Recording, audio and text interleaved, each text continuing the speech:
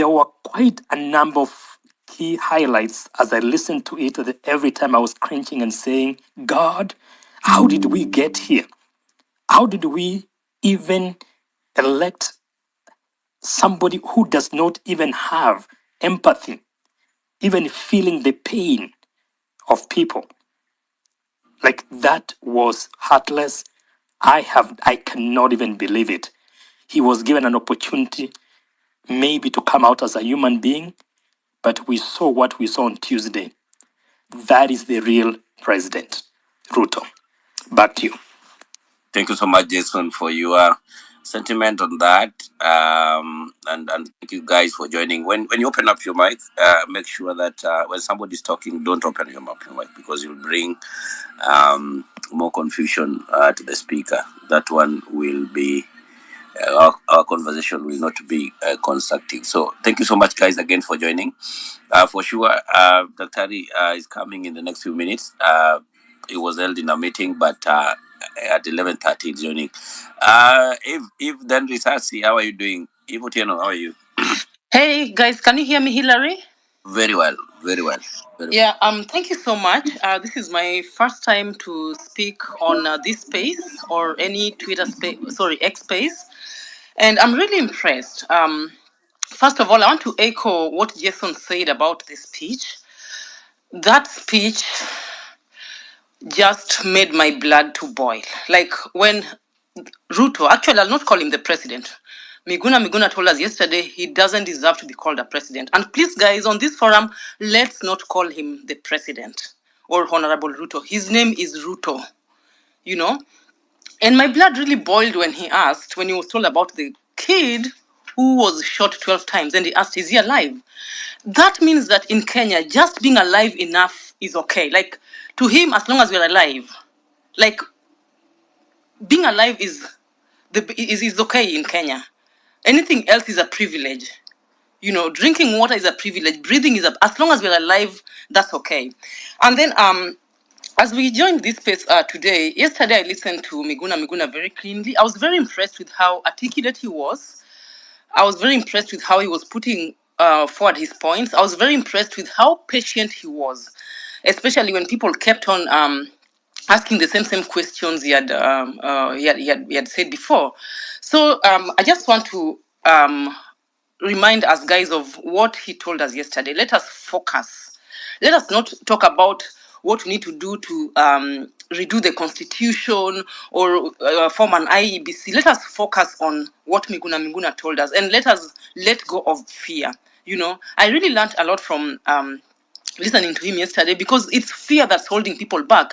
And this fear has been instilled on us from the days of Moi. You know, it's something that is ingrained in us, but we are seeing Gen Zs coming out and they're being fearless. I remember my small sister, when she was a kid, she's like 20 right now. And one time she was being disciplined and she told us, "Ntaenda kwa polisi." We were like, what? Where did you get this? So, and she likes saying things like, "I know my rights." And you're like, okay, who taught you your rights? So these people, they're a new breed. And let us not have fear. Let us get out tomorrow and go and let our voices be heard. And please, let us not divert.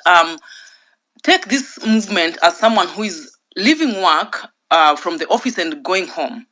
Your focus is to reach home. But on the way home, there are many hurdles. You'll get a traffic light. You'll be stopped by the police. There'll be traffic jam. But at the end of the day, you'll get home. So let's not focus on sideshows. Let's be very focused on what we must do tomorrow. Let's come out in numbers. They cannot kill 10 million people, like Miguna says. They cannot kill 10 million people. Another thing, let us not quote what Ruto is saying, because anytime he opens his mouth, he's a liar. Ruto wants to become the next Museveni. Museveni is his role model. He wants to become the next Museveni. That's why he hangs around Museveni so much. So, guys, let us focus on what we're supposed to do tomorrow. Let us avoid the side shows. And when Miguna Miguna comes, or anybody who's advising us, please take note and avoid asking questions over and over again. Let us take note and be focused. Thank you. Thank you so much, Eve, for that contribution. Yes, we're gonna be there for a long time today. Crisis onge maduong. that way. I've said very well that it is important to. That's why we have these emojis. Carry up your hands. You can laugh. You can do anything. If you do that, then our conversation will not be making sense, and we'll be wasting a lot of time being here. So we don't want to waste anybody's time. We want everybody to speak, and we want everybody to be free.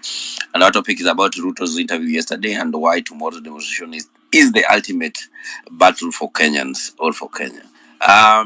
That's what we are focusing on today, and I want to show you Daktari Miguna Miguna is coming in the next few minutes to articulate all this, and also to continue with what we were saying. Maybe some of us didn't understand what he was explaining yesterday, but he will be here and he'll be talking about all those things so that we can understand it well. Risasi, Kingsman, before you, Risasi Pole, Kingsman, can you hear me now?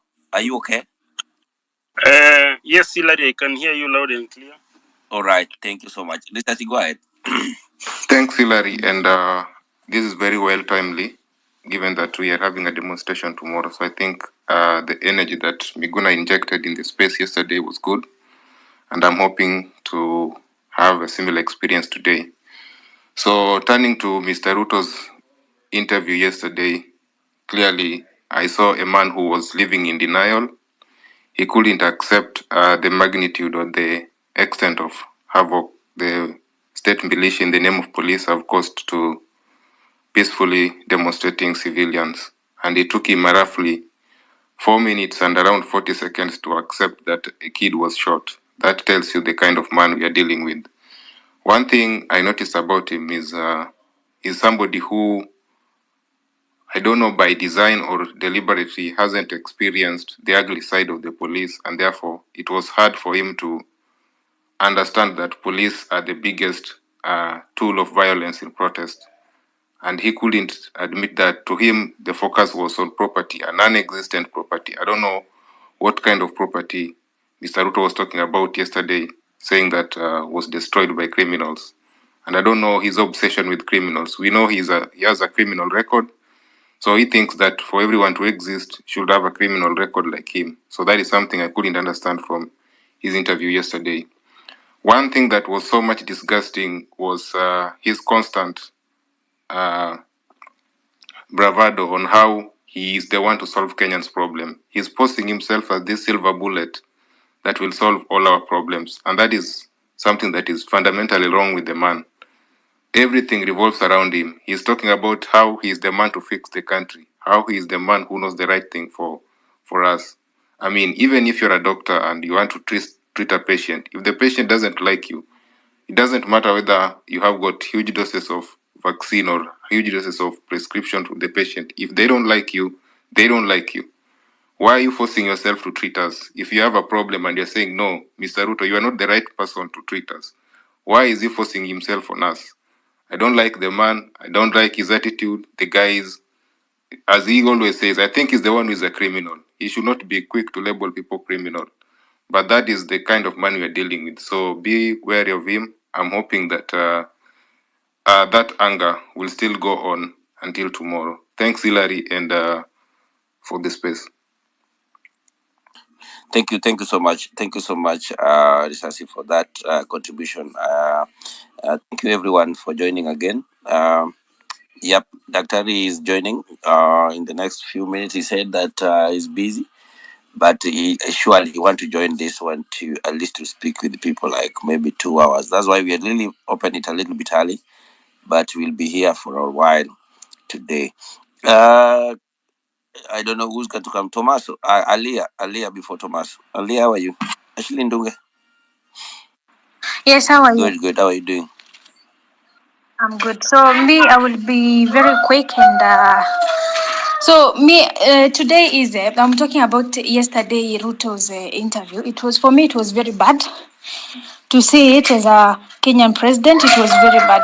So me, I'm speaking in Saudi Arabia, and kitu naongelea sana ni story yake. Alisema yeye jana ndiye ameleta watu wengi, story ya watu kuja Saudi Arabia, Qatar. Yeye ndiye ameorganize sana watu wakuje huko. And the way nilikuwa nasikiza, I felt so bad because this man doesn't know how much we are suffering over here. We work almost 16 hours a day.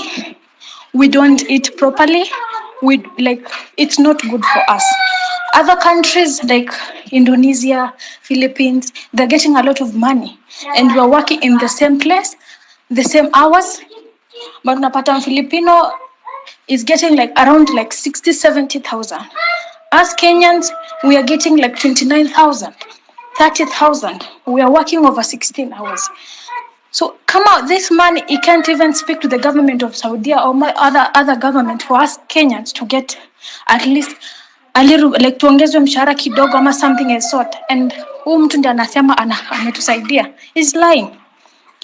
We are really suffering over here. We are working a lot. And seeing this, ukituma hata pesa Kenya, we are being taxed over here. Still, ukituma pesa Kenya, it's still inakuwa tax. We are getting, I don't know how to explain myself over this, but Ruto, whatever is doing, he must go on. He must. I wish I was in Kenya right now. Ningekuwa wa kwanza kwa maandamano. Whatever he was saying yesterday, it was very bad, very, very bad. And huyo sio mtu mwenye mnaweza wa trust. Mnaweza mtrust. We can't trust Ruto.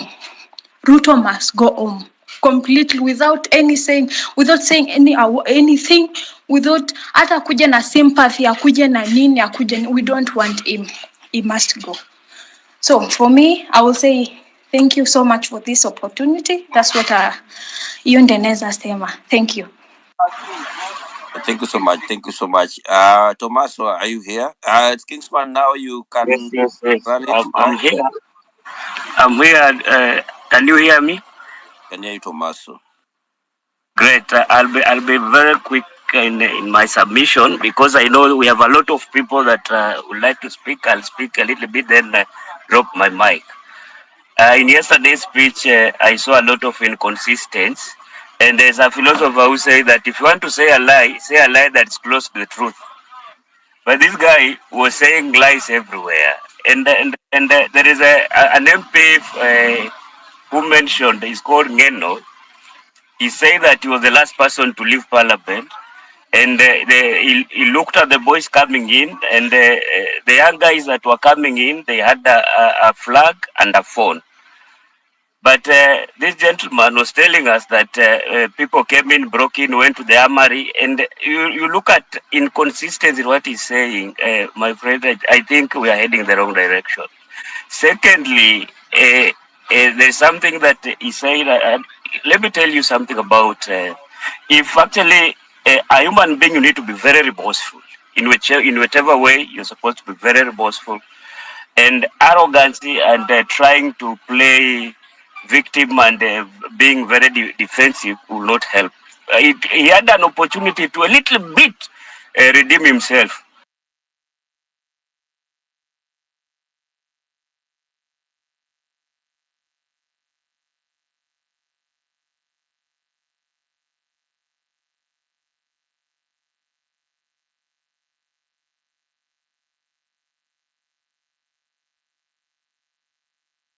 But he actually. Tomaso, you have an internet issue. Thwarted every.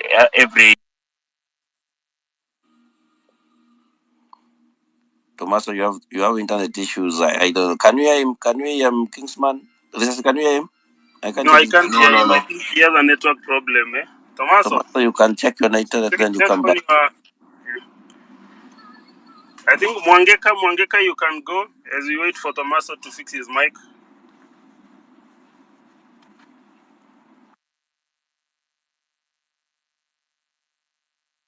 Mwangeka, your hand is up. Kasim.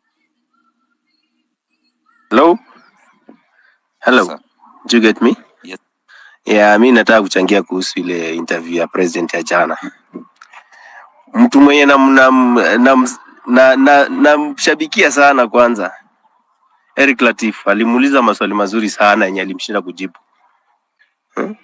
President mzima hujui hata country yako vile inaendelea. Ukianza kusema huko kwa parliament kulikuwa kuna watu walibrere kwa kawaingia kwa amari, was he there? Venye alikuwa anauliza mwingine.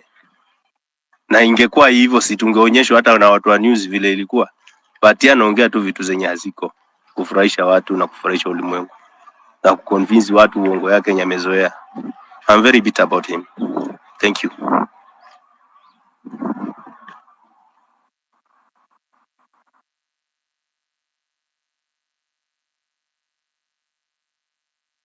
Right, Kingsman. Mine is first of all is I like to appreciate everyone that has come on to the space, and maybe I'll keep on contributing on what happened yesterday based on the contributions that are coming in from our listeners and the speakers of the day. But to what Risasi Bandia has said, I think currently we are at a position whereby you even sympathize with the man. The man needs to be saved from himself because he's living in a utopia kind of a way, because he's not even living to the fact that are on the ground. You see, these people in the first place, there was a rumor that was going around in the streets when these people won the election in 2022. They were never prepared to be in government. Them, from the beginning, they knew that whatever they are doing, at best, whatever they could have achieved was to be in opposition. So this whole KK people being in government was something that they were never prepared of. Because you're like, boss, everyone in the street is agitated. There are mothers whom we are seeing clips every day. They are crying. They are looking for their kids. They are missing kids. And then, and these are kids. Some are not even 20 years. Some are 17 years old.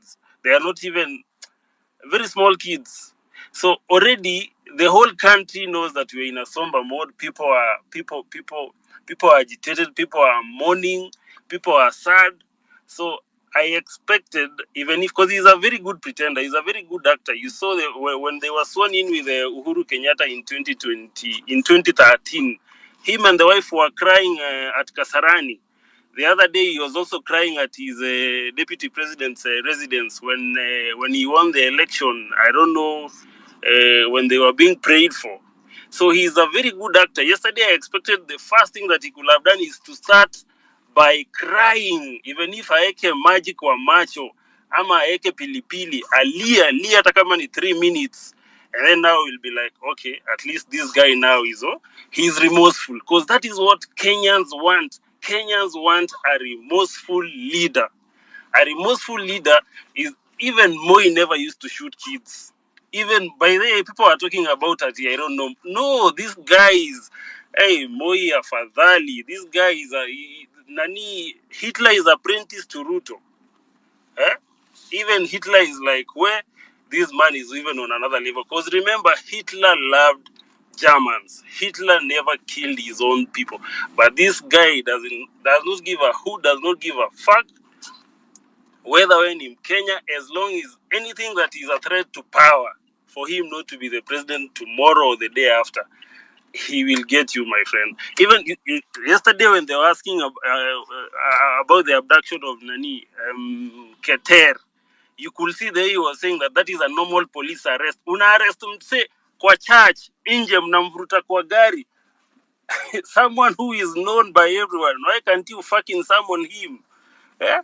Hadi unaona akona watoi wake, akona family, and then the president is like, but that is the police, you see. Anyway guys, tuendelee, tutaongea mengi, but this guy is just a disappointment. Huyu ni ule mtu mwenye you give him money, you just tell him don't come to my exam room, umesha fail, get your F or whatever. Me, I do not even want you to comment on don't even do anything on my paper.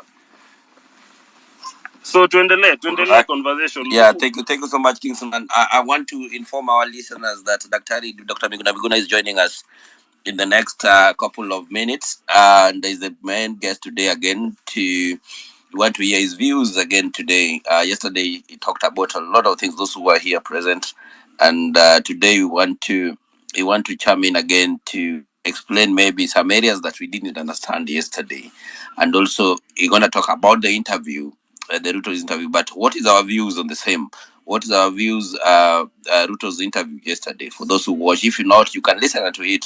It is all over. It's on YouTube everywhere. You can go check it and hear what he was saying, and does it make sense? And also, why tomorrow's demonstration is the ultimate battle for Kenyans, or the ultimate solve for Kenyans. So those are that we want to check on. And if you have anything, you can post your questions, or if you have a time, you can also ask a mic so that we can have a conversation. Always keep it constructive, keep it live, and keep it direct to the point. That is very key for us to, at least yesterday we had more than 7,000 people wanted to talk, but we could have not managed, man. I have like 3,000 messages. I've not even gone through all of them. I'm still checking. Then we will have a feedback from Dr. Miguna himself. Otherwise, thank you so much, Kingsman, for that, and everybody who is joining. Let us keep it that way, and don't complain too much. Yesterday, people were complaining, "Oh, give me a mic, give me a mic." Man, sometimes also it's not easy for us, because we tried our best, and that's why when yesterday we were giving people 2 minutes at least to everybody to have a chance to speak. But we are very sorry. We'll try our best today to make sure that everybody, whoever want a mic, and make sure don't repeat the same question, don't repeat the same thing that somebody has said. At least give more direction. What is way forward? That's what was the main conversation that we had yesterday. So today we are looking the interview and also the tomorrow's demonstrations.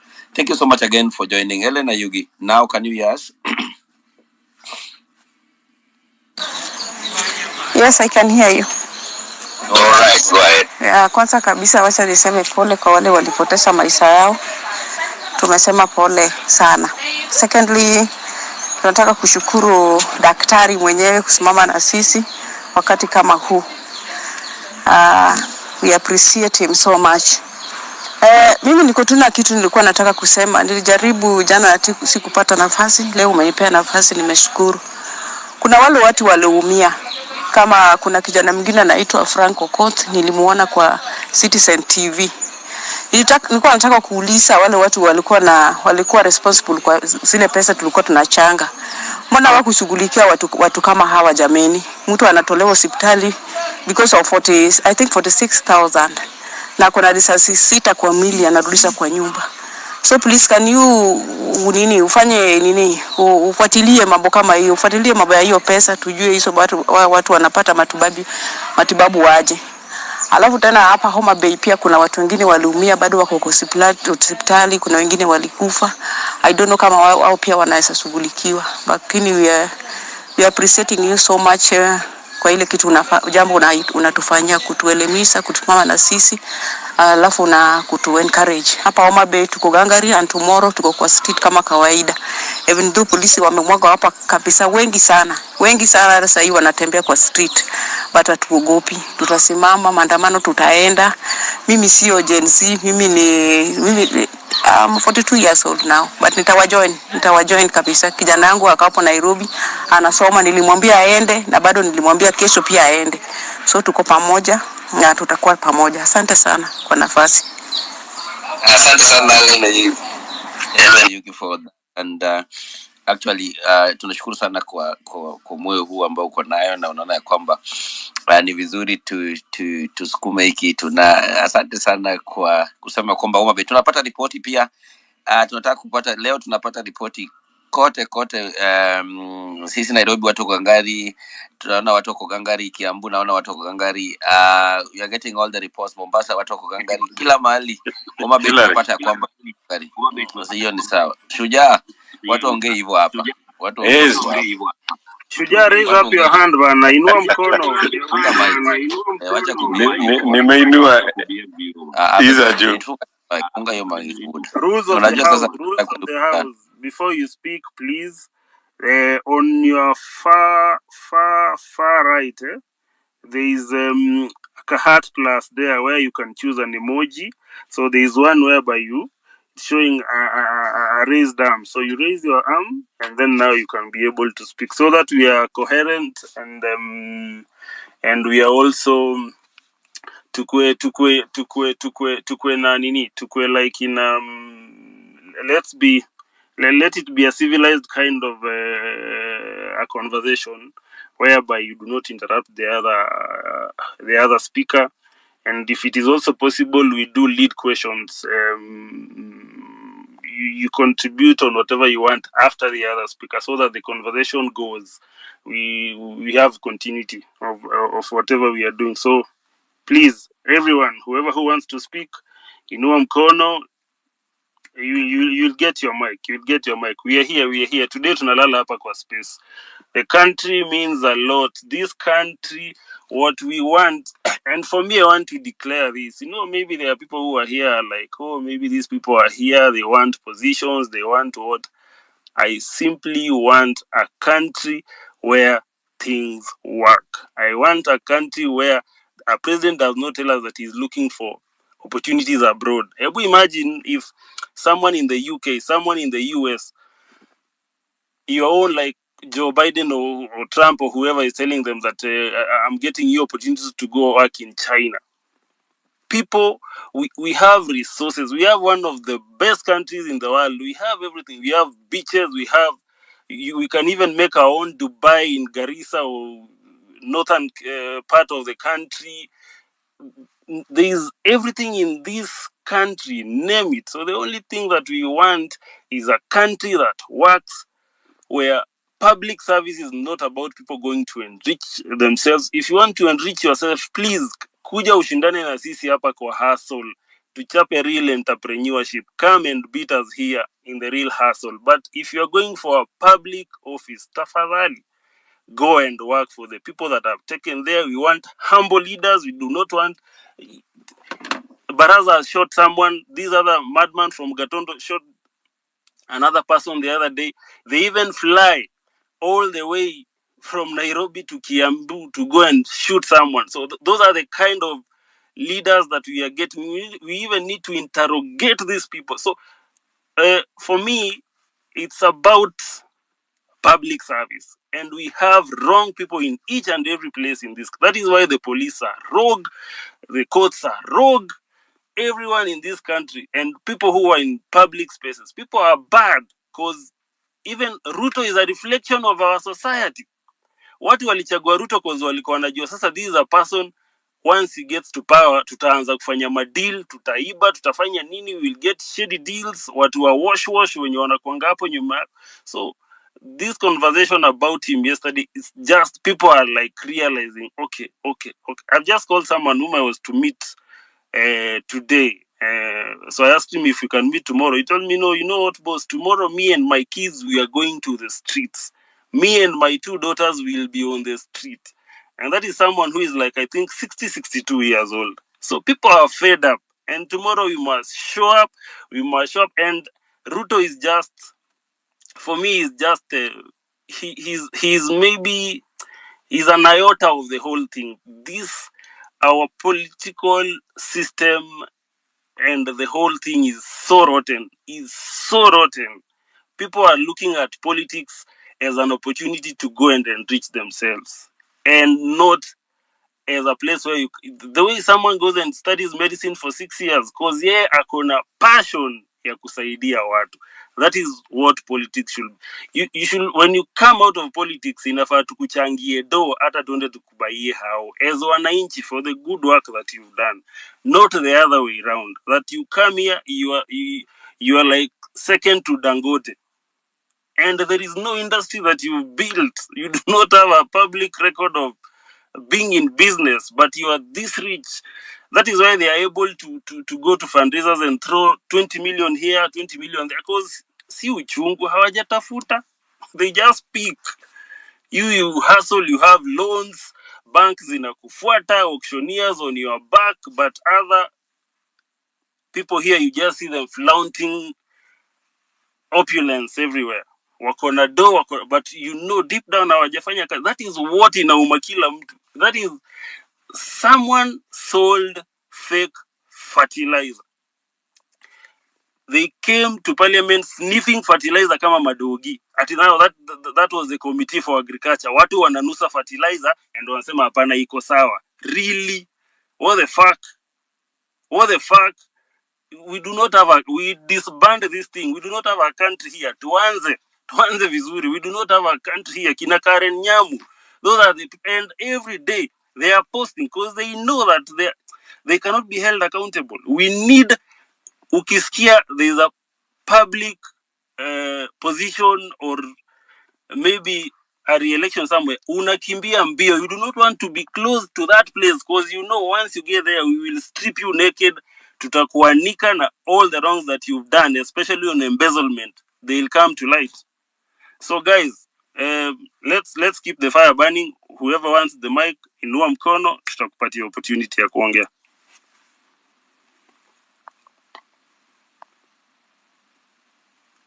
Sawa. Shuja, I saw your hand sometimes. Shuja, go ahead, man. Is that Shuja or me? I said Shuja. Or you change your name. Shuja, your hands was up, man. Ama ulishikwa na baridi ukaenda bwana. Kesho demonstration usishikwa na baridi, tulisema tuzime uzime bike. Hiyo nilikuwa nataka tukodie, yani tukue na mkutano nzuri. Ndio maana tulikuwa tunakuomba kwamba uweke ufunge tu mic alafu tutakupatia. Okay. Jason, you want to say something? I think Suja is still Yeah, I think when we started, I'd already highlighted some of the, the things that stood out for me in the course of that interview. And again, one I have to keep repeating is that that's the most heartless interview that I've ever, watched from a head of state and somebody who is completely out of touch. But I just thought, Hillary, I needed to add one more thing that I probably didn't mention out of the 5 that I mentioned. And it's the, the way he conflicted his deputy.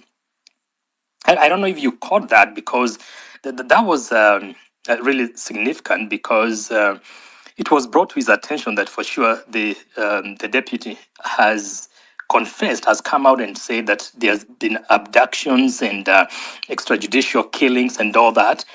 And he denied, but denying is not what really struck me the most, but is the point where he said that I am the head of the state. I'm the president. I'm the one who speaks on behalf of the state.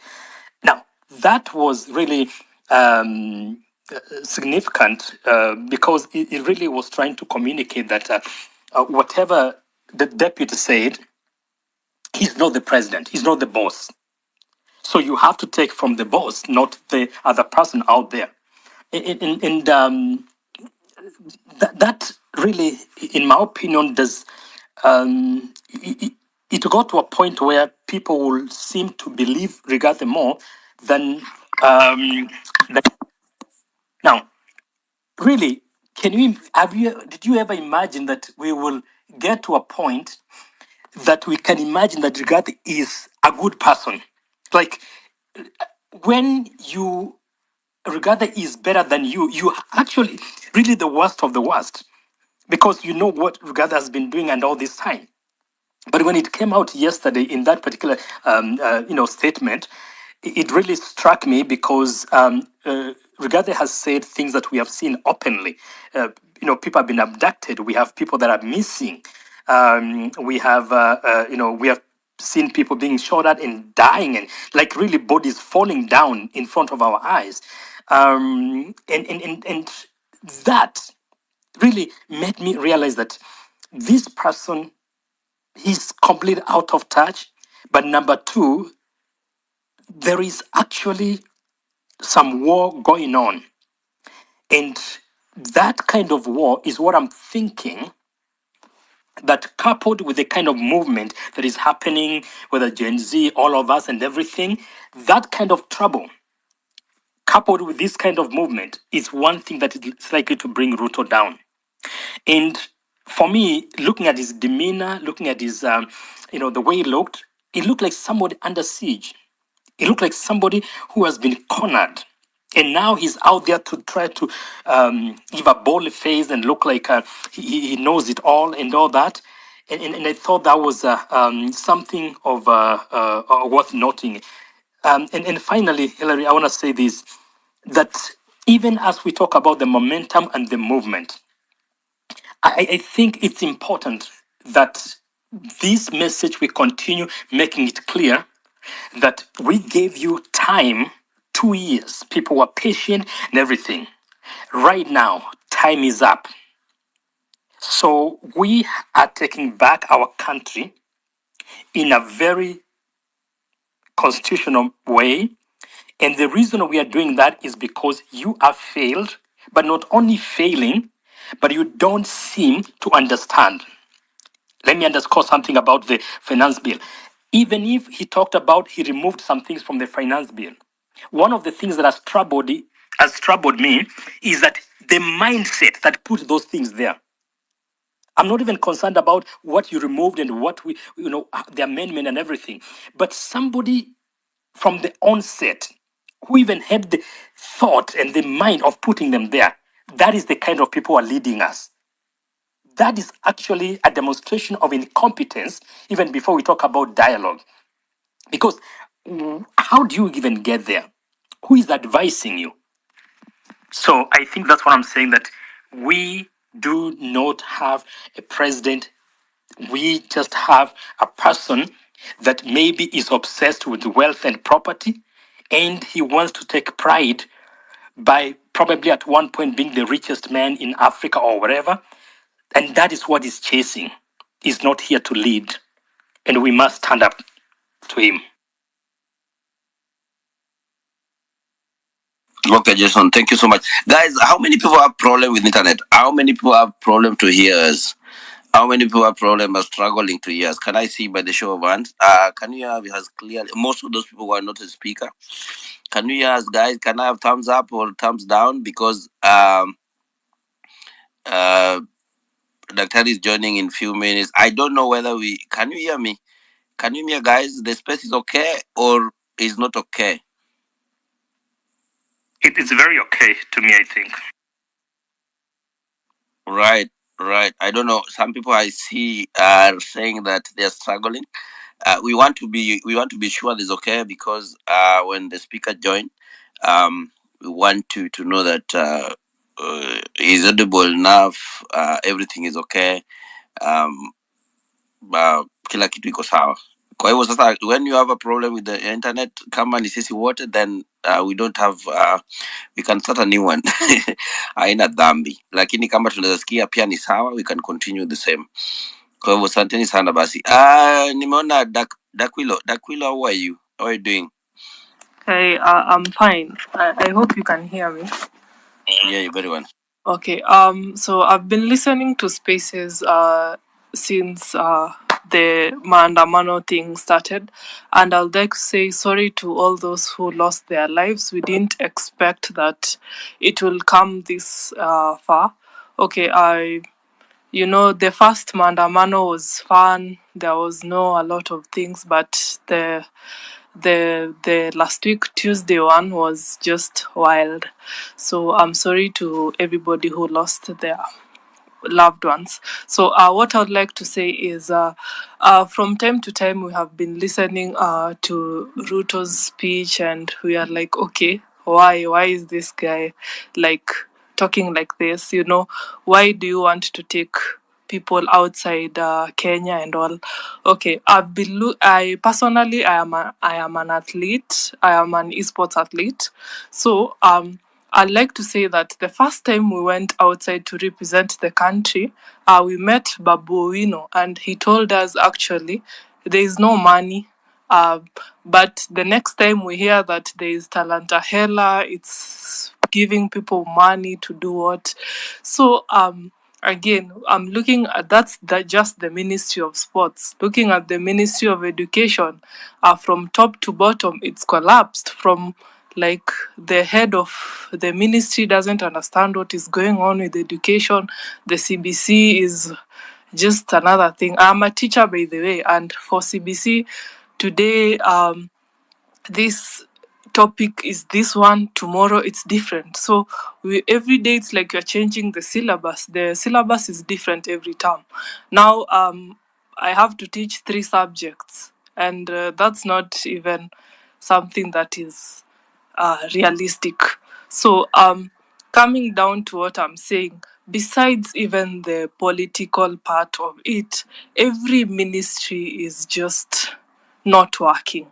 And for me, the biggest one is education because it's the most impactful.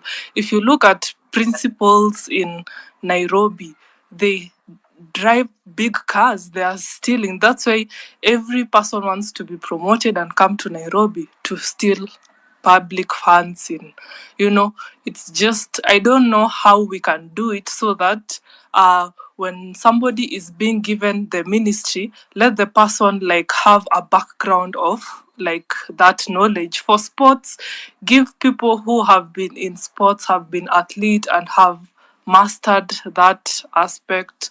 For education, there are a lot of professors. Like you tell me in Kenya, there's nobody who can just make a system that is working for education for everybody. Like, yes, so it's a lot. There's a lot happening, but I hope that as we speak, we can come up with solutions of how we can put the right people to do that work. How can somebody sell a good manifesto to that can fix a lot of things that are happening wrong? Anyway, thank you for giving me the speaking whatever, and I hope that Kenya will be great and we will fix a lot of things. Thank you so much, Willow. Thank you so much for your contribution, and thank you for at least mentioning the key areas that you see there's a problem. You see, you went for the money, there was no money. The following day, there's money for the other people. Education center, transport center, so many things are happening that we can talk about. Did you hear, Willow, before I give a mic, did you hear the interview yesterday? Yes, I did. I heard that he said even the child who had 6 bullets is alive. He even denied her own child, Charlene Ruto. And actually, by the way, speaking about Charlene Ruto, I've met a lot of politicians selling. I have been telling them, esports is the future, but people just look at me. So those guys literally don't understand the internet, no offense. So waki make it into space, it will be, I don't know. All right. Thank you so much. Thank you. K20 254 Media. How are you doing? You've been quiet, man.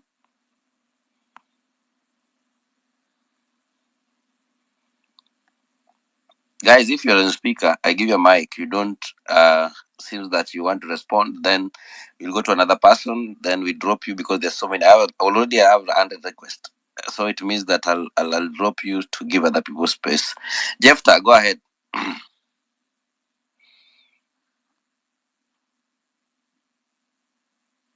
Kingsman, can you hear me? Yeah, I can hear you loud and clear. I think there are These people are the who are guys that are having not speaking. problems with Okay. Shuja, are you here? Shuja, are you around?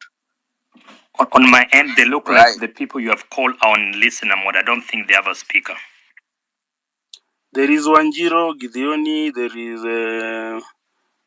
there is Winnie, Oiriga. Winnie, are you able to hear us?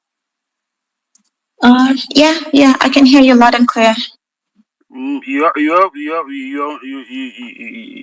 you have something to contribute, please go. Because I see you requested the mic. Oh, yeah, I did. So I'll just touch on what exactly I had in the interview that was hosted yesterday. So what I heard yesterday was a misplaced focus of priorities. Basically, more of a don't care perspective on issues that matter and closely sit with the people. One thing that I was asking myself is that it does not and it should not take a second thought to understand that it hurts when there is loss of life. And during that interview, you could actually see that it was clearly a non-issue to him, the fact that the police can actually drive 8 bullets on a 12-year-old kid, and that should be a non-issue? Look at his responses on delicate matters of the state. Those were very wanting. Look at his response around corruption. Those responses were very vague. Talking about accountability. Questions around accountability, those were clearly being evaded for all we care. He kept talking about making the police independent. All right, okay. Was he trying to shift blames? Was he trying to say that the police body acted independently without instructions that were tied to him? We are asking for accountability, something his government has failed to provide and even think of offering us in the near future. So a vote of no confidence for this government and its entirety goes without saying that it is very much needed at this point. We cannot negotiate for freedom. We cannot negotiate for life. We cannot negotiate for jobs that are rightfully supposed to be given to young youths. Since we cannot sell out our country, then he has to go. Nothing about his regime is working for the people that it's supposed to serve. So, touching on the demos that are actually going to hold tomorrow, these demos are for us to say that we have had enough. We want a change, and you are clearly not the change that we are looking for. The voice of the people has spoken, and we are reclaiming back the power that we have donated to him as someone that we were entrusting to lead our country into something greater. We are not seeing that in him. He is not giving us that. His cabinet, his team is not giving us that. Look at how people are lavishing money that is actually being given from taxpayers' pockets. We are not taking it. Let the people stand up. Let their voices be heard. And we are hitting the streets. We are demanding to be heard. We are not asking to be heard. We are demanding to be heard. We don't want amendments. Let them reject that. We are not standing up for the voice that is oppressing the people anymore. So I think this is ripe. This is the time. Let this anger sit with the people. Let's realize that this is what we actually need. We need a change. Let the anger boil within the people, because it is time that we realize we need a better government. We need jobs.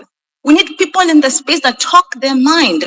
We need people who can speak up for their rights. We don't need cowards anymore. So thank you so much. Back to you, host. Thank you so much, Winnie. I hear the zeal that you have. Thank you so much, guys, for joining. Yeah, we are trying to make our conversation rotate around the interview and tomorrow's demonstrations. What is your views and with what is happening on the ground, and let us be as much as we can focus and whatever is happening around. That's our conversation. I want to confirm now that Dr. is joining us in 20 minutes. He's joining us in the next 20 minutes. That is will be 7:30 Kenya time. He's joining. Then invite more people. He's joining and he will be here with us around 2.5 hours, and then we'll continue doing conversation ourselves. Okay. Kingsman, who is sure, and nimekuona world, nimekuona hapo Kosgei, go ahead, then sure, then world. I don't know, this is world I news. think if unaweza drop now that you've spoken, and Winnie as well, so that also the limit of people who can be on a speaker only 13. So once you've spoken, you can drop the mic, and then you can request later if you have a rejoinder or a rebuttal. How do you drop the mic? Okay, let me help you. Remove. Okay, done. I'll help you on that, and then Winnie as well. So I see World News. No, Hillary, who was before World News? I think you just started him now. Kosgei was here. Kosgei is here, and then World News, then sure.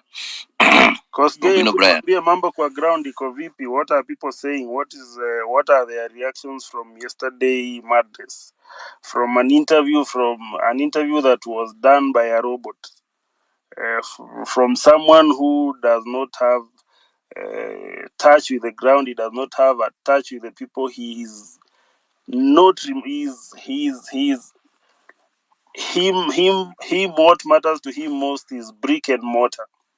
Mumevunja parliament, mumevunja county council, mumevunja sijui ofisi ya chief justice, na hizo ni vitu hatuwezi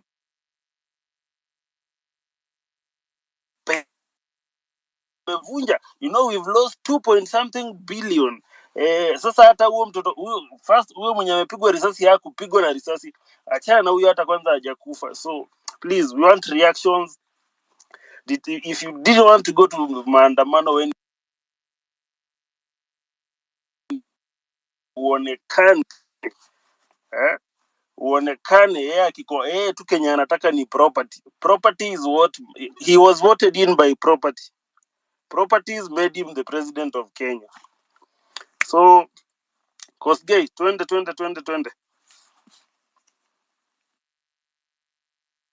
Jamaa lala bwana. World News 20. Kosgei ataingia baadaye. Thank you very much. My name is Cosmas from Makueni. I'm about to reach Machakos Junction coming over tomorrow.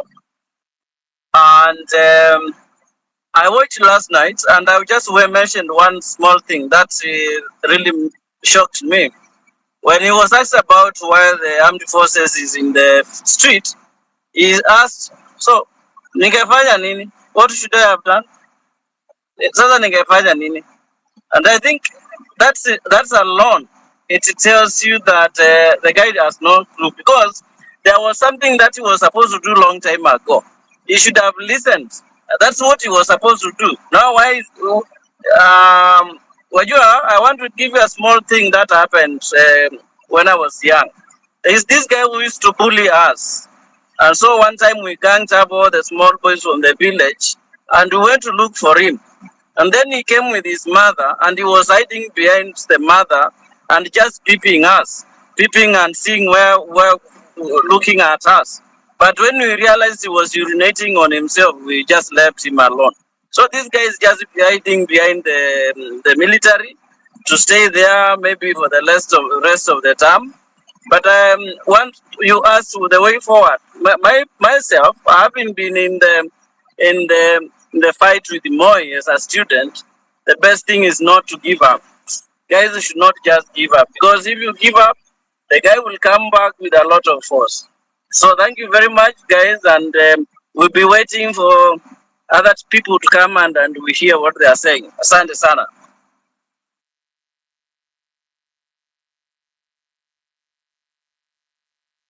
Asante. Yes, go ahead. Good sentiment. Yeah. Shuja, you were speaking and then I think you had a network problem. You can share your sentiments and your reaction about yesterday's interview, the round table by the president. Hi guys, Shuja? how are you? Yeah, hi, we can hear you. Thank you so much for the opportunity. Yesterday, I was on the road. I couldn't speak. Sorry for that. My only reservation is about yesterday's. Can you keep quiet? Yesterday's presser. I think it was ill-advised of him. He is ongelesha mtoto polepole, unaongea kama Ruto, unatishia watoto. Hey, sorry about that. Be gentle, bwana. Sorry about that. So I was saying, yesterday, Mr. President squandered an opportunity to try to heal the people's hearts. He came out with proclivities and propensity of a dictator, which in the current democracy we cannot tolerate or we cannot live with. So to me, I think the pressure must be maintained. The pressure must be doubled for him for a game that he can play around with, so that the force that is coming should be able to bring him down. So my point or my 2 cents is just to encourage people that tomorrow we need to come out in large numbers. We need to send the message clear and strongly to him that Kenya is ready and ripe for change. Thank you, gentlemen and ladies.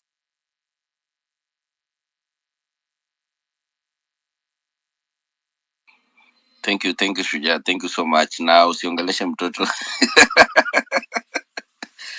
watoto hivyo bwana. Sasa hapa wewe umekuja tena umeanza kurali watoto tena, na hao ndio alfa wanataka hizo. Ni sawa, ni sawa. Usiongeleshe alfa hivyo bwana. Alfa lazima waongeleshwe vizuri. Ili wasikugonge kwa nyumba. Unajua watu wanaweza unasikia jamaa alisema hapa wali jam wakaenda kwa jamaa mwingine mpaka akaanza kojoa.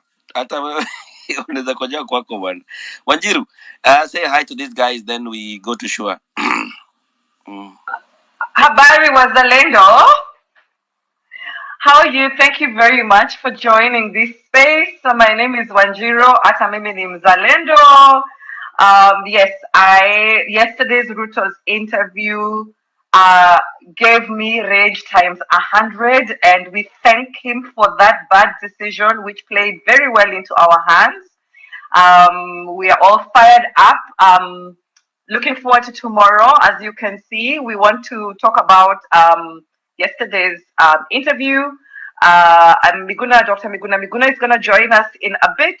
But I also want to ask all of you to please share this link on all your profiles. And I've also added the hashtag Ruto must go. We look forward to hosting you today. I've just joined in. I am in a different time zone, but I am listening, and I will be doing a lot of the writing in the background. Thank you, guys.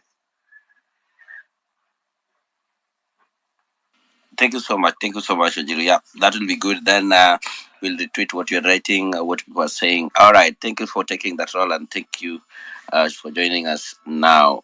Yep, it is at 12 minutes to 7:30 Kenyan time. Then that time, Dr. is coming in. Then we'll start our conversation. So when you have this opportunity, it is important also to lay your questions. If you have questions, we are taking questions that maybe you would like to ask Dr. Miguna Miguna, because today he will stay with us 2.5 hours. Then he has some commitment again at night. Sure, go ahead. Can everyone hear me? Very clear. Okay, so I watched yesterday's interview, and I have a few observations I made. So yesterday was a very nice. The president had a very nice platform to at least say sorry for what happened and to soften our hearts. But instead, he used the entire time to criticize and call us criminals. He wasn't sorry for what happened, and he sided with the police. So it was a very bad thing, and this guy is not remorseful and is never going to change. So this is the only time we have to actually chase this person away from office and from Kenya. Not fit to be president, he is not fit to lead this country. So tomorrow I'm asking you guys to come out in large numbers so that we tell the world what we send him a message. Sure. I don't know. There's something. What? Check your mic, man. But I think you've already made your sentiment. There's a problem with your audio. It's coming out. Can everyone now hear me? Yes. Yes, we can hear you. Don't use the earphone. Oh, it dropped. I actually dropped him. Ustazi Hussein. Yeah. Let's go. Yeah, thank you, guys. And concerning the yesterday's round table, am I audible first of all? Like mic yako iko Githurai na wewe uko. Okay, now am I audible? I think, are you on earphones or no, I'm not on earphones. Yeah, now then get closer to your microphone. Okay, how about now? You're good, man. Okay, now this is what I have to say about the yesterday's roundtable interview of the president. And first of all, the president had no apology, and it is clear that he has no solution for this country. And I think the main issue of this country right now is corruption. Without solving corruption issue, then it means the president has no agenda for the country going forward. And I think this force of Gen Z will going to change this country. And I wish we had this Gen Z movement in 2022's election. We could have had a better choice right now. My suggestion is that I don't want to speak much. Is that we need to have this Gen Z force in 2027. We need to save this Gen Z for 2027, and the people will try to dismantle this Gen Z, and there will be an equal force to fight this Gen Z. And I want to request this movement to be intact, so that come 2027 we will have a preferred candidate or a political movement whereby we can have a government that can be held accountable and can work for the people. Yeah, that's my take. Thank you.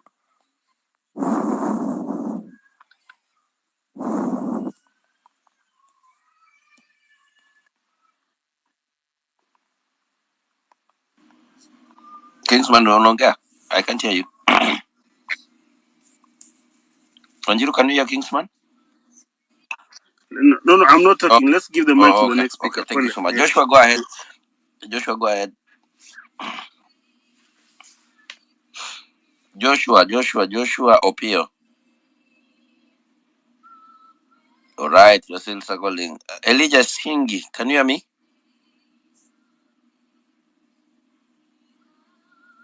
Okay. Brief scoop. VP Hillary, Salama. hi Wanjiro, hi Kingsman. Hi, ID. I'm good. Niko salama. Energized. And I don't know who was saying, I think it might have been Wanjiro who was saying that Ruto was misguided to speak, but no, or whoever it was, it might or not have been Wanjiro. Whoever it was that said he was misguided, absolutely not. I'm very glad that he did, because we need to see the real man. And yesterday's interview showed the real man. Kenyans need to understand who or what we are dealing with. And what we are dealing with, he showed it. When under pressure, he shows who he is. So all of that other good PR, because akona PR at Masazake, all of that other good PR that he's managed in the past, it's all gone out the window, because the man who called Kenyans criminals on at the first address on Tuesday was the same man sitting there that showed zero remorse for loss of life, zero remorse even when asked about a child. His question was so completely, yani mtu ako completely out of touch with what a Kenyan, the average, first of all, you don't even need to be in touch with what an average Kenyan is going through, but you have to be in touch with humanity. You have to be in touch with the pain of the loss of a child, because no matter what class you're in, no matter what your level of socioeconomic, the pain of a child. And he did not even display that, which frankly, and maybe you'll call me naive for this, honestly, it was shocking to me. It was that the just the plainness. Brief, just an interruption. Yes. Unajua lakini kuharibu parliament. Do you know what brick and mortar is? Mnajua mliharibu ofisi ya chief justice. Mnajua mliharibu kwa county Sakaja Dimples. Yani Sakaja sasa ataingia TikTok wapi na mmeharibu ofisi yake. What is life? What is life? What is a human life? I was voted as the president of Kenya by brick and mortar. Who the fuck are you? Endelea. Apparently, he was voted in to protect Kenyan property. and even that he's not protecting. So kama tumeharibu ofisi ya Sakaja, I think we should even it out to haribu the other side so that it looks even. And the side of parliament that was burnt, we should fix Chome hiyo pia, because at this rate people need to understand that we are here about Kenyan lives. This is what this is about. And if you cannot show that as You can repair a human being who has been shot 12 times. That is why you were saying, apparently I think the kid is alive. apparently But you cannot repair parliament. apparently unaweza rudisha mtoto, because and I want to know which sorcerer he goes to, because I haven't seen that. So no, he did a very good job. He did great to come and show us who he is. So now we know who he's dealing with. So we have to do absolutely everything to keep the pressure up. I'm so proud of my fellow Kenyans, and I'm going to yield there because I want to hear from other people. To get into the next phase of the discussion. Thank you guys for holding this. And again, condolences to all the lost soldiers. It's not in vain. It shouldn't have happened, but it has happened, and we'll keep fighting. Asante.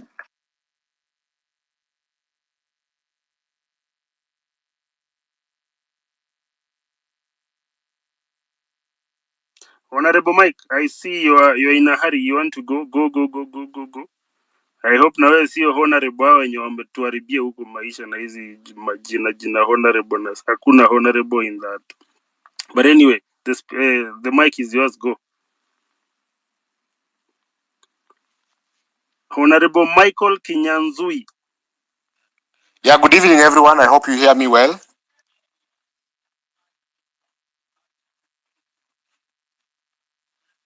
Yes, we can hear you. Please proceed. Oh, thank you so much. I just wanted to give everyone strength. We can do this. Don't be worried about anything. Those who are selling fear, we are not going to buy fear. We need to put the pressure up. There's nothing to fear. And I'm really happy with Kenyans. And I also want to take this time to pass my condolences to those people who have lost our dear ones, our comrades. And the other thing is, whenever we need each other, whenever there is a call to meet, let's come out in numbers. Let's pledge loyalty to our country, and everything will be well. Thank you so much.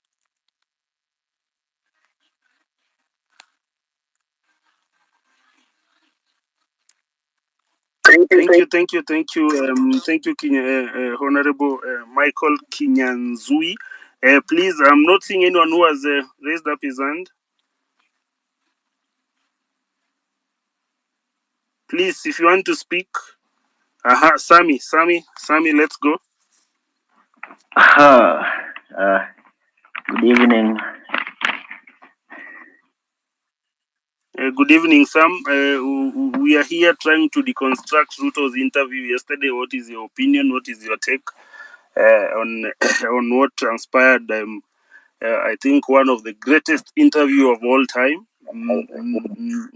So we want to hear your sentiment about that. Okay, for me, our leader is a narcissist. And narcissists, they don't have empathy.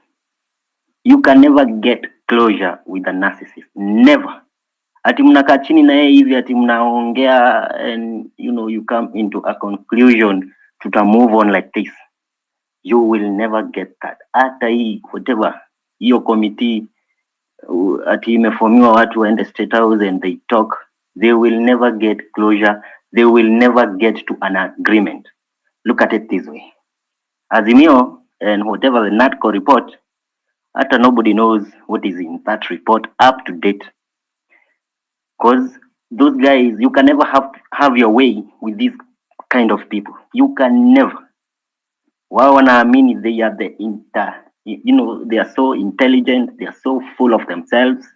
Wao wana believe like hakuna mtu mjanja hii dunia kualiko. And that's why he was saying, those MPs who voted for the bill, they stood for Kenya. Interpretation was, I am a genius and all of you are stupid. Now, kitu ingine wanakuwaga nayo it's about revenge. You know, the way we are humiliating him publicly, they don't take that shit lightly. No, they don't. They have to revenge. But you know, kitu inakuwaga aje about fear these people. The only way to beat them is you ignore whatever they are. You know, ignore them. Ignore Kenya anasema, you know, going for those talks. Ignore those talks. Ignore whatever he's saying. Ignore whatever he's ordering. Ukishamu-ignore anafiligi so belittled na wanachukia hiyo kitu because they belittle others. Wanachukia kugeuziwa. They hate it. Is there no one speaking? Am I audible? There's a speaker there, Midi. There's someone who is on speaker. Maybe there's a problem with your reception. But Sammy is speaking. Yeah, all right. Now another thing, a bit at your own game. You stand up for your rights. You stand for what is, you know, right for you. Hawatakagi mtu mwenye anajisimamia na right zake. They hate you for that. But in the end, waga umewabit at their own game. Another thing, you expose them. They don't being like exposed. You know, our former president was giving us hints of what a kind of person his deputy was, but you know, hatukuwa listen carefully venye alikuwa anatuambia. At one point, I remember, he said, I don't have a problem with my deputy William, but I hate somebody who lies, because they lie. They have selective memory stuff. Yani wanataka kukumbuka zile vitu mzuri. Kama jana uliona akiambia Laina Saji, you don't have to air those, you know, all the bad things that I have done. You can just air even the good things that I have done. They have selective memory. Hawatakagi kukumbushwa zile vitu mbaya zenye wamefanya. Wanataka kukumbushwa zile vitu mzuri zenye wamefanya. You know, we are dealing with someone who has a narcissistic personality disorder. Na ni mbaya sana. Hakuna cure. It doesn't have any cure. The only thing you can do is to manage it. And if, you know, for you to manage it, you have to accept that you have it. But I think ni percentage dogo sana yenye ukubali watu wenye wako na hiyo kitu. Ni wadogo sana ukubali. Madaktari mko wapi? I would like president. We need our president. Doctors in the room. Yes, I would like actually a doctor or a therapist or a psychologist aseme kama Kenya ninasema atuchangie on a professional point of view kama Kenya ninasema ni ukweli ama how, you know, the true side of, you know, whoever people who suffers from NPD. Inasemekanaga there. All right. Thank you so much, Sammy. I want to say that Dr. is already with us. Dr. Miguna Miguna is already with us, and we are starting our conversation in the next maybe 4 or 5 minutes. You want to give those 5 minutes to share your views, tell your questions, and you're gonna speak to us, gonna give us way forward, and also his view of yesterday's meeting and tomorrow's demonstrations. At the same time, share the link with as much as you can. We are now on 4,000. Invite more people so that he cannot repeat himself. Today we want to just when we speak about something, we don't want to repeat the questions again. That will be okay. So share the link as much as you can. Invite more people. He's already here. He's listening. Actually, he's listening. So let him listen for 5 minutes. Then I'll bring him up. Then we start the conversation. Go ahead, Kingsman. Wait, Hillary. Yes, Wanjiru, go ahead. Hi, Hillary, before we proceed, please could you admit a brief scoop, make a co-host, and Kumbukeni. Brief them because they share very similar thoughts with the general, and I think they'll be able to carry through this conversation from that kind of philosophy. And guys, please follow each other. Ruto must go. Let us get that handle to tread. I'm writing quite a lot. I'm just writing a few of my thoughts as you're speaking. So please go to the message section and retweet as much as you can.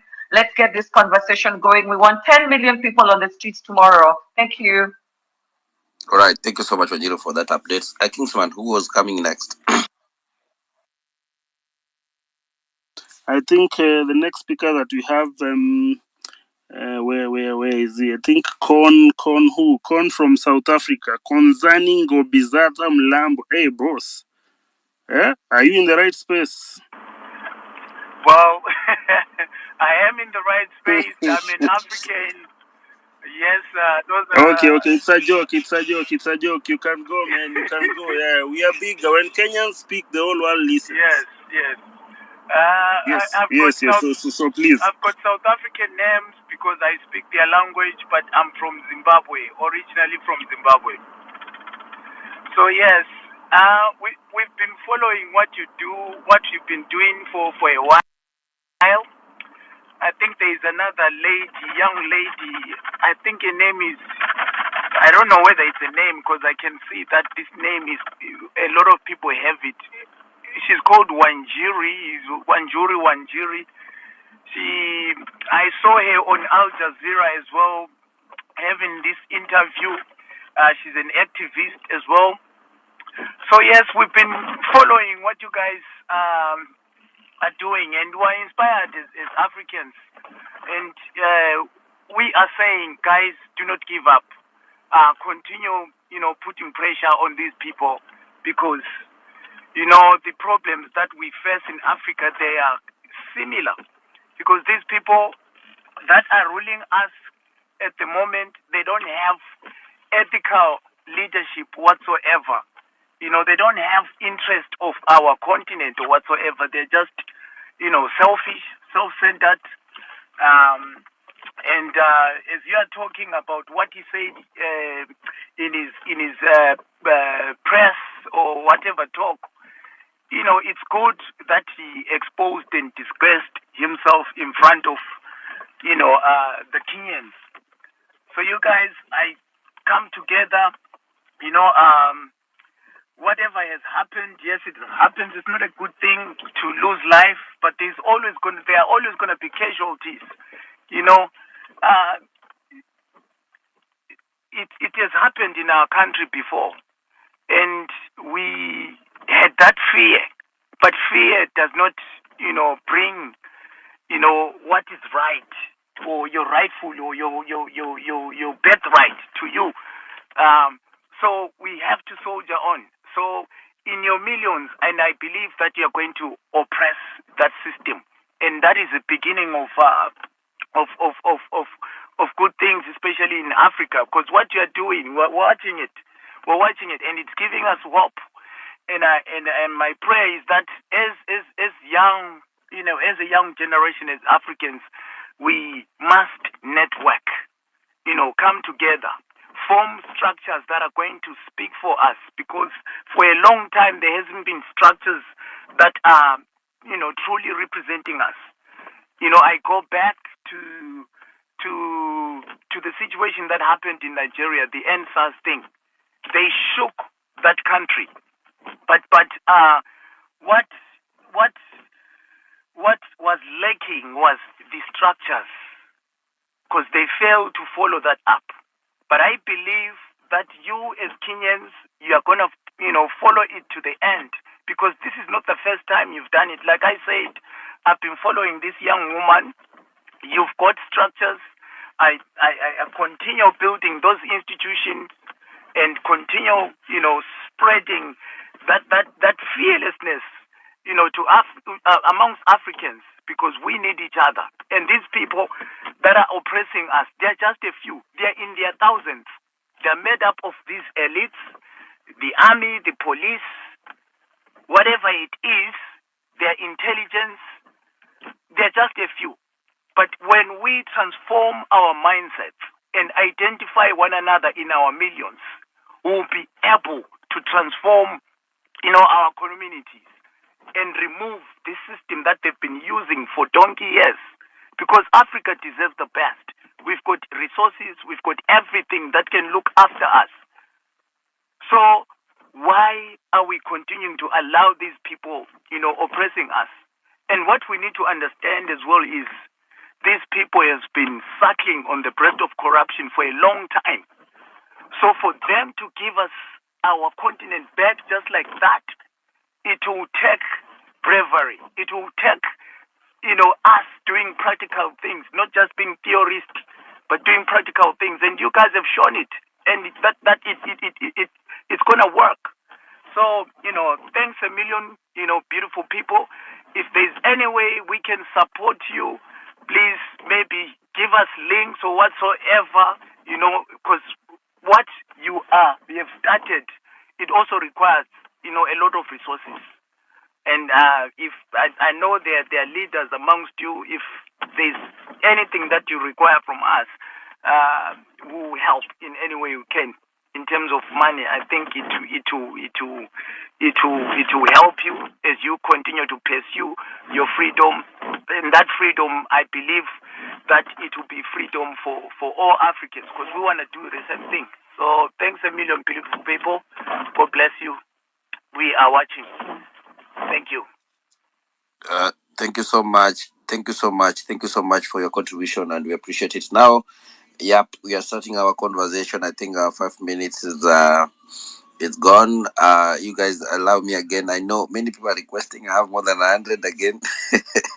It's crazy, but we are going to try our best to make sure things are running well. As we are starting our conversation, because I see General is here with us now. Again, we want to take one moment for silence again for our fallen heroes, at least before we start our conversation officially. So, can we take that 1 minute, a moment for silence?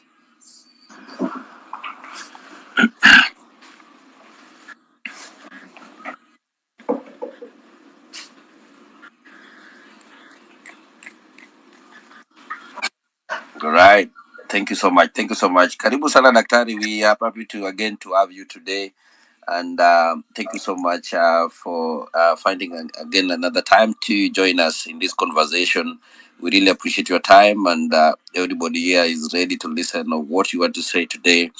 And as we start our conversation again today, I want to pose a question.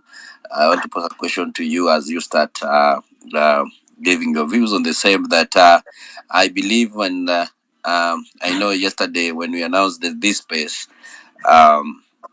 The president called conference to distract all this the conversation that we have with Kenyans.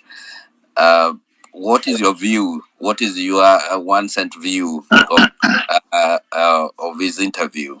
And then we go to the topic of today, that tomorrow's demonstration. Thank you so much, Dr. Karibu sana.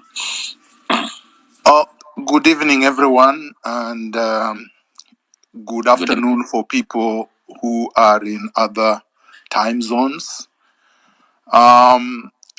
Like yesterday, we have to express our condolences and empathy with those who have been abducted, those who have been tortured, some have been maimed, and of course, the heroes whom they have killed.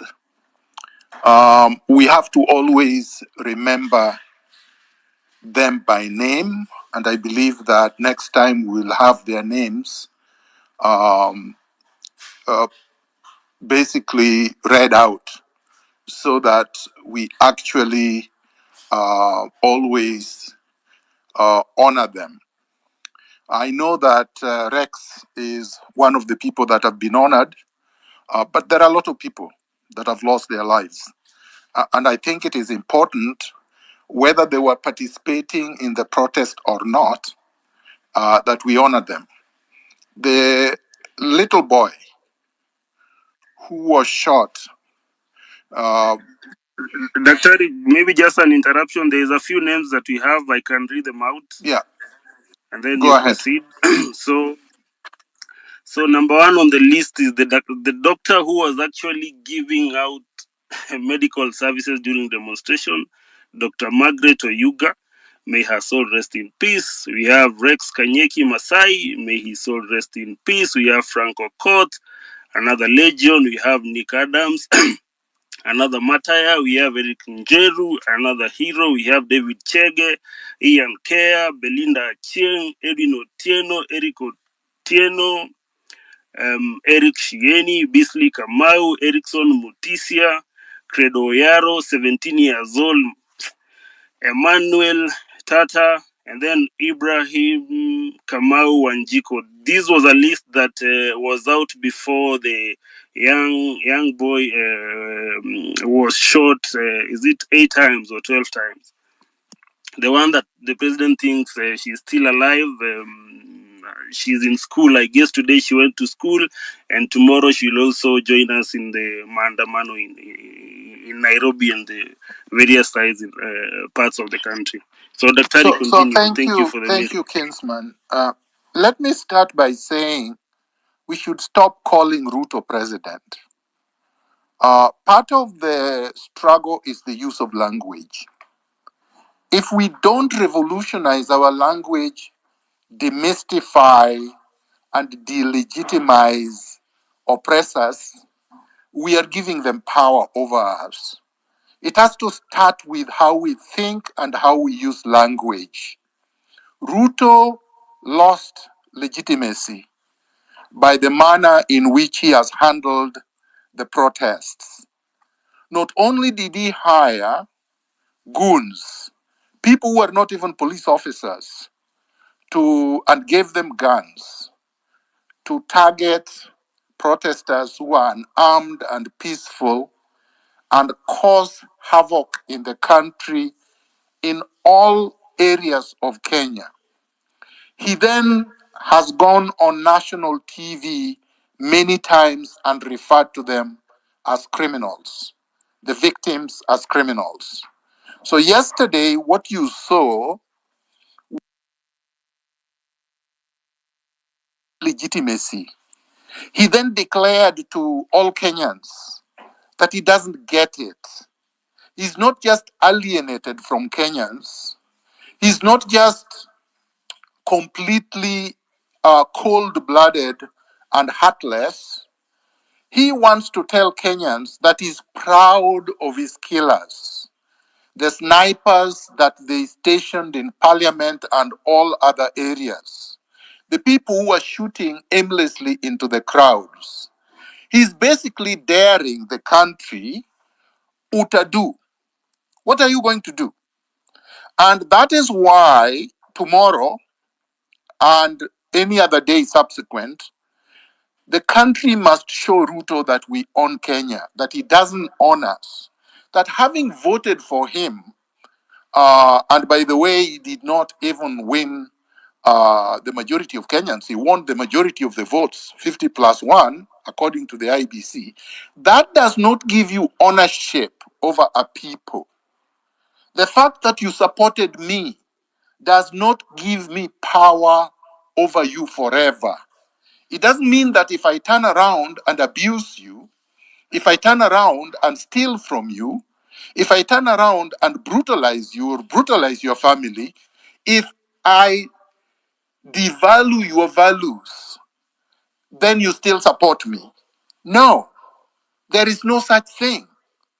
In a democracy, we must earn support every single day. And Ruto no longer has our support. He went on national TV in order to turn away viewers from our space, our X space, and basically refused to answer every single question that was given to him. And then turn around and denied things that are so obvious that you would wonder, is this man normal? It is no longer just a question of Ruto is cold-blooded. Ruto seems to be convinced that he's God Almighty, that there is nothing we can do to him. And so we have to get our country back. I believe, and I've said this many times, that we have to be focused. These are the things people are saying, these are the things people are doing, demanding, oh, where are you? Be in the forefront, blah, blah, blah. These are NIS and Ruto's tricks. Because it doesn't really matter where we are. Our brother who spoke from Zimbabwe is in Zimbabwe, but he's giving us inspiration. He's standing with us in solidarity. Our struggle is being watched everywhere. Our struggle is giving inspiration to everybody. And we can't fail ourselves. Because what happens when we fail? Then we give Ruto basically authority and power to pick each one of you and then assassinate, disappear, torture, maim, or force into exile. So this is a collective struggle. I just want to urge everyone that we have to be united in the struggle. Because of course, if we are divided, he's going to win over us. And as I said yesterday, and I continue to say, this is an intergenerational struggle, even if led by Gen Zs and the millennials. The issues we are dealing with, the issues of impunity, the issues of corruption, the issues of abuse of power, the issues of strangulation of all institutions of governance, these are not issues that affect one generation. So the moment we allow the message that everybody else should keep quiet, that only Gen Z should speak, that the only people that are feeling the pinch is a generation called Gen Zs, we are losing it. Because even Generation Alpha, the boy who was killed in Rongai, is not a Gen Z. The other boy that was shot 8 times is not a Gen Z. And some of them were not even in the demonstration. You will be victimized whether you are there or not. A tyrannical state does not distinguish between generations. And we learned this when we were growing up. Some of us have been in this struggle since we were teenagers too, like myself. So and we never stopped struggling, regardless of the contradictions in the struggle. So that's all I want to say for now. Thank you. Thank you so much, Daktari, for that. And I see many people are joining the conversation. Thank you so much. And make 1 million strong tomorrow. And for securing our future or secure the country. That's the way to go. Kumbukeni. 10 million, my brother. 10 million, 10 million. Thank you so much. Thank you so much, Daktari. Kumbukeni, go ahead. Thank you. Thank you, Dr. Miguna, honoring all who have lost their lives.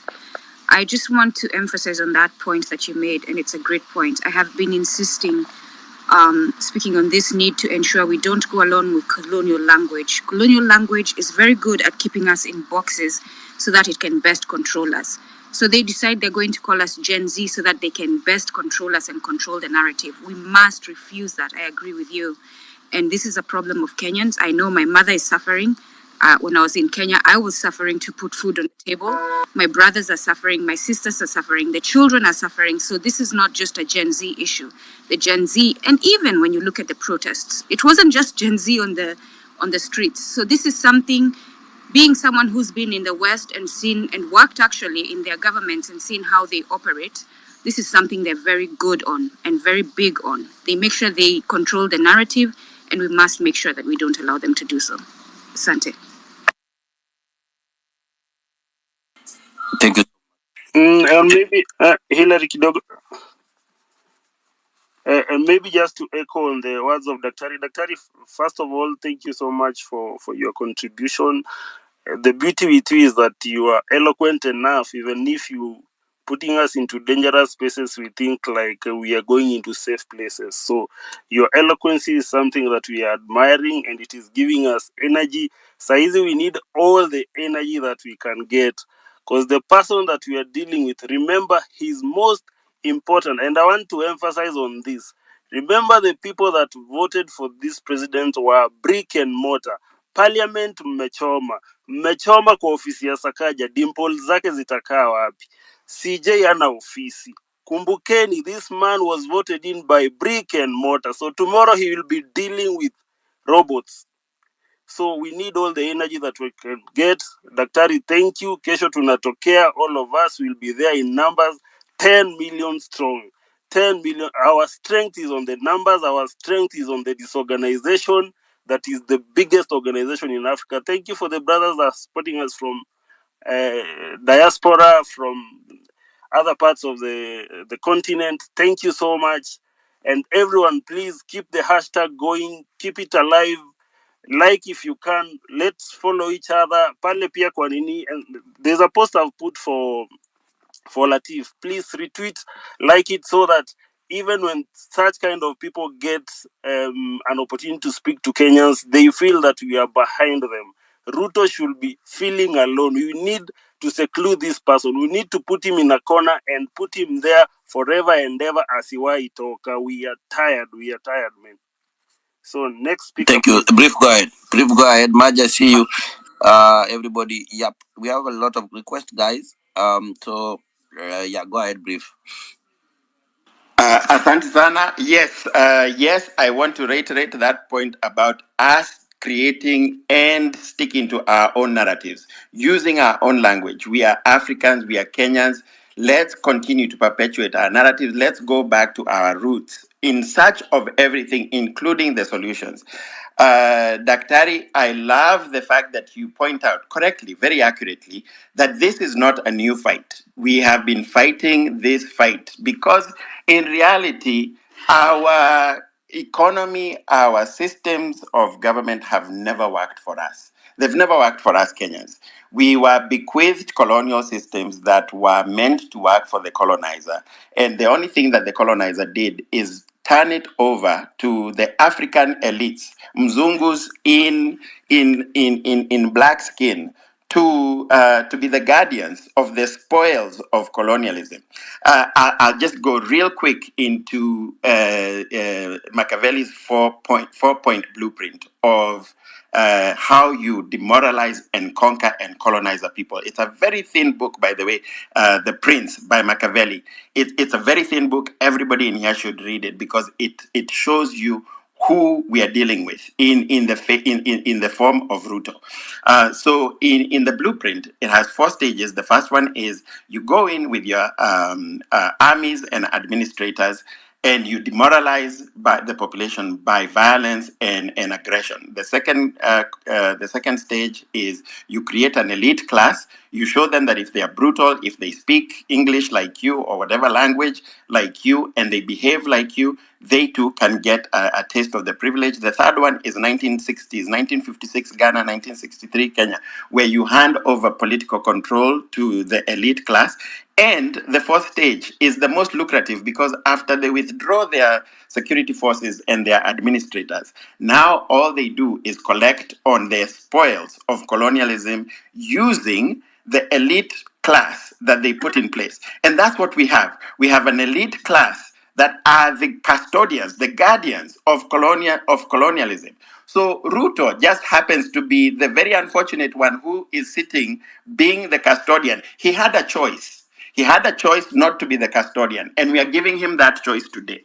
As Kenyans, we are saying, are you going to serve us, or are you going to continue to serve the neoliberal colonialist policies that you have been bequeathed?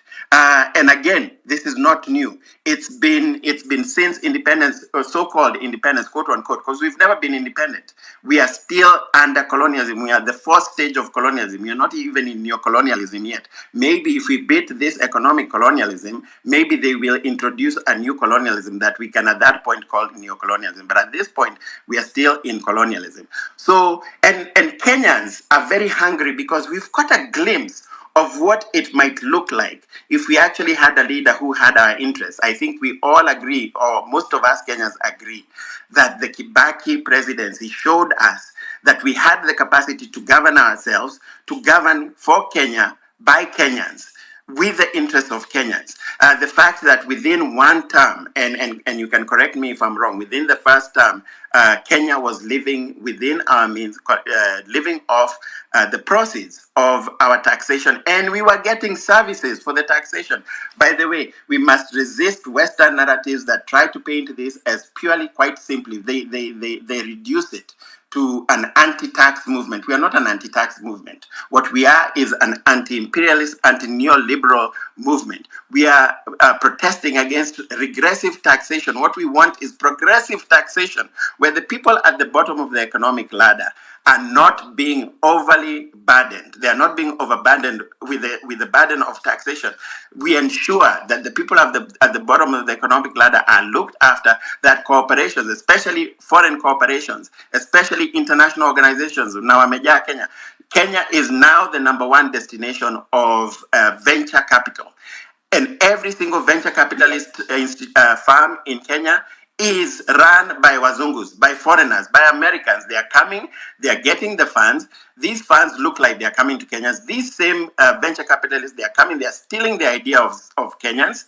Then they are turning around and killing, bankrupting those companies, cashing out, going to buy properties in Kileleshwa, in Mombasa, in Diani, in Zanzibar. So raising the prices of our homes at the same of our properties at the same time as they are stealing from us, they are stealing our ideas. And by the way, they are stealing our ideas and then killing them, because the only way you can actually cash out is if you bankrupt the company after you've already stolen and patented the ideas. So we have to connect the dots. So William Ruto had a choice to be a leader for Kenya for Kenyans. He has chosen to be a leader who is here to implement IMF policies that overburden again the poor, that protect in particular Western, European, and American corporations, but foreign corporations in general, foreigners, at the expense of Kenyans. So he needs to make a choice. He needs to be.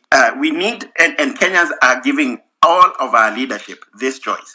You need to be more afraid of us, and you need to show us that you're more afraid of us, because you need to recognize either ni sisi tumekuweka hapo, we've put you into power, ama ni brick and mortar ambayo imekuweka hapo. If you believe it's brick and mortar, fine, continue serving brick and mortar and serving the interests of the IMF and the World Bank and of BlackRock. This is why the guy who came in preaching bottom up, the very first executive order, he couldn't even wait for legislation. The very first executive order he signed was to privatize our most highly performing parastatals. Why? To hand them over to BlackRock. BlackRock is now very proudly coming to Kenya to invest, or so-called quote-unquote invest, to steal. Let's be very accurate. So, so when our parastatals are privatized, kila kitu imeenda. Starting with, by the way, when we are making sure that Ruto is gone, can we also make sure, even before Ruto, that Devin Day is gone? And by the way, there's a process of removing the president. And I don't know exactly what it is. I will admit that. Daktari, you are the lawyer here. But there is one thing, there is a path that is very clear. We need to first start removing the MPs, his supporters, the ones around him, because we can recall our members of parliament. And I can't believe how easy it is. I'm sure you've all seen that video. There's a website where you go, you start the petition for you only need something apparently very small, like 50,000, I believe, signatures to recall your member of parliament. So we need to start by those, because once we have recalled enough MPs, this guy is weak. He can be impeached. Right now, he cannot be impeached because he has the majority in parliament, even though right now, wanaogopa kutembelewa. So let's start with that process, because that is within reach. Let me yield there and hear from other people. Asanteni sana. Good to see you, Maj. Good to see everybody else. Kumbukeni. Lovely to see you there. And Dr. Miguna, so glad to hear you, and so honored to be sharing this space with you. Thank you, Wanjiro, for inviting me. And I'm just so gratified that we are having this conversation. I think Daktari wants to answer you. Daktari, I see your mic is open. Please, Yes, thank you very much. We were on this space for 3 hours yesterday, and I actually posted a summary of the main points that we discussed. And I believe the general consensus, if I'm wrong, somebody can correct me, is that we are way past what our friend, brother was saying. We are way past that. We are way past recalling the MPs. We are way past signing petitions. We are way past impeachment motions. we are on the streets, and a lot of our people have already been murdered by Ruto. So it's not a question of process. The process that we have now is a popular revolutionary process on the streets. On the streets everywhere in the Republic of Kenya. We are in all villages, we are in all towns, we are in all cities, and people are calling for Ruto to go. This is a constitutional process. As I explained yesterday, under Clause 1 of the Constitution of Kenya 2010, the sovereignty of the people, the power to constitute ourselves into a state, into a government, vests or belongs to the people. That's Clause 1 of the Constitution. That's where it is. You can choose to govern yourselves through your elected representatives, or you can do so yourselves directly when your elected representatives or quote unquote governors have failed, which is what happened more than 2 weeks ago. Ruto failed.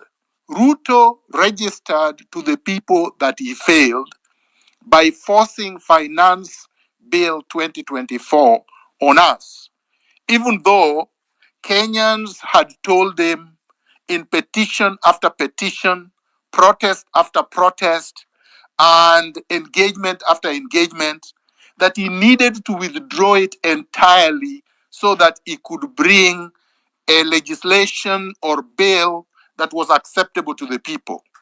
He refused. He said, I'm going to do it whether you like it or not. And then he forced his MPs, who are basically robots, to pass it in parliament.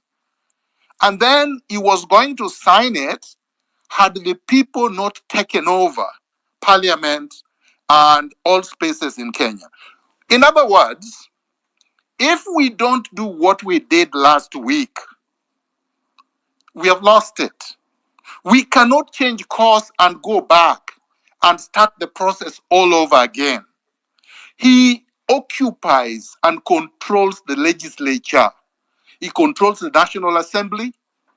He controls the Senate.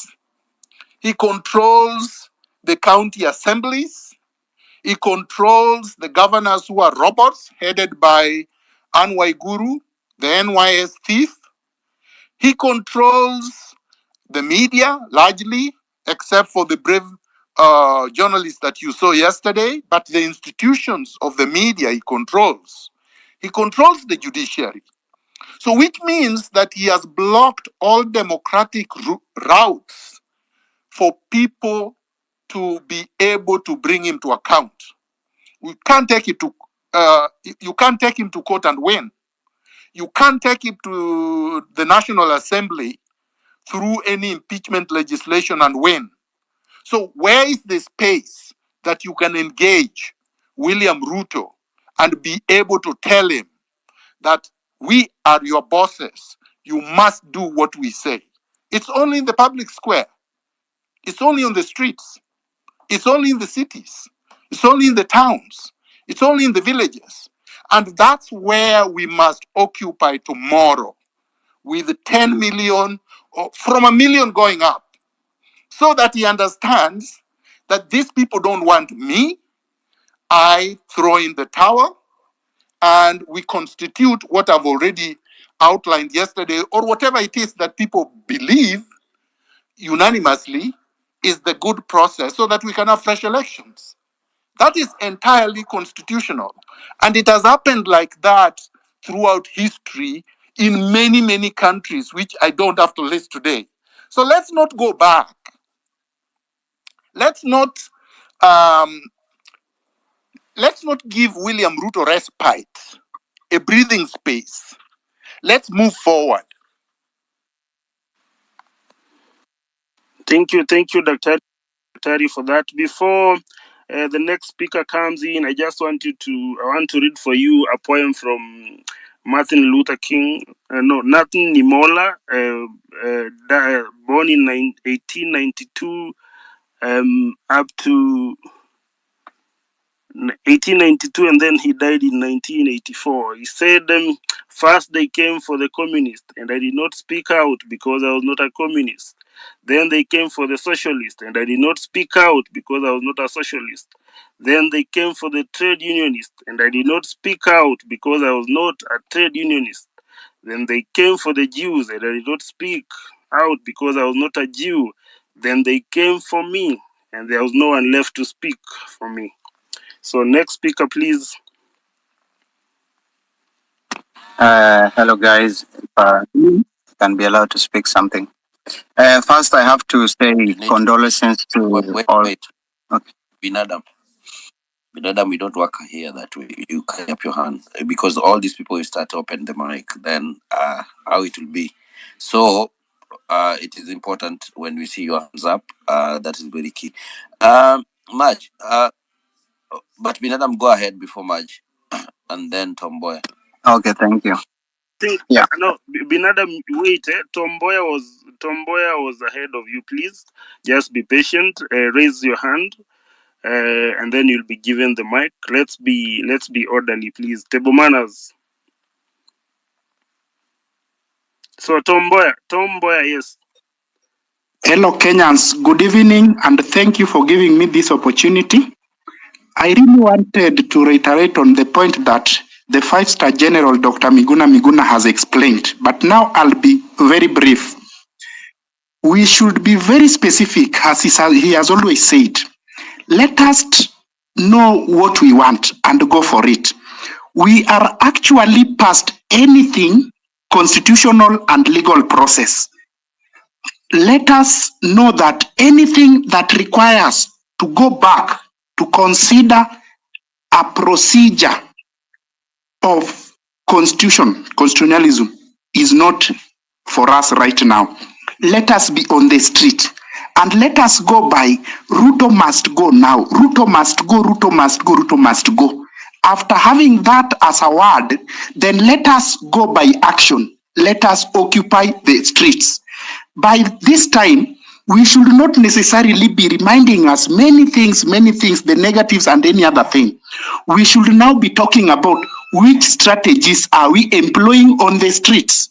If we say we remove the picture of Rutos on our businesses, let that be the strategy. If we say we occupy the specific office, let that be the strategy. Let us go by action, because this action is what will make him come out. Going by saying that we must recall MPs first before Ruto has gone, that one will just continue taking us into circles. Let us focus on Ruto. As the five-star general said, let us avoid Weston. Let us avoid his businesses. Let us be specific, and we are going to achieve it. This is a spirit that is now running with us. It is a spirit. Let us go by this spirit. Thank you. I don't want to say much. Thank you. Thank you. And for the next speaker who is coming in, please, if you voted in Ruto as your president, remember and don't forget that first of all of you guys who are in here, you are criminals. You never voted for him. What voted for him is the 2.6 billion worth of properties that you've spoiled to brick and mortar made our president the man he is today. So please, Bin Adam, go. Okay, thank you so much. And I would like to start by condolences to all the fallen heroes. We're still together in love and in spirit. What I would like to say here is, after watching the interview, you could clearly see that this guy is still a liar and a person who don't want to admit to the mistakes. He doesn't have the empathy. He doesn't feel how it feels to lose someone you know, someone close to you. So when I watched him and he pretends to be following up online, and the only defense he could say, the BBC reported there was no massacre. So it tells you that this guy comes online, but he looks for those loopholes like yesterday. So what I would like to say is the cause is already on and we can't back, because for us to start regrouping again, if we stop this, it will be very difficult. But one issue I have personally is this. Like we say, Maandamano, it's every Tuesday and every Thursday. And I think we are giving them a good time to regroup and replan and re-strategize. So that's just my opinion, so that others can try to look at my perspective. Because imagine, since there was Maandamano last Thursday until tomorrow, these people have now good energy. The police have good energy to come to streets tomorrow. But if we make it consistent, like almost every day, we will exhaust them, because we know very clearly that the ratio of a policeman to the citizens, it's 1 to maybe 300. So if we make it every day, we will be able to exhaust these policemen. They can't manage us. And then if we come, like we're saying, make it 10 million strong, we will exhaust all these departments of police and the military. So that's just my opinion. I wish that most people would come out, and I wish we can increase the days, not to give them time to re-strategize and plan. And I would like to ask Daktari, now since we know clearly right now that he's playing games with us when he say he doesn't sign, but I have understood from what I've heard, I'm not pretty sure, that if the bill stays along within 14 to 21 days, automatically it becomes a law. So which means we are fighting, but the thing is still cooking. So what's the best way we can do to make sure that we don't lose this, Daktari? Thank you.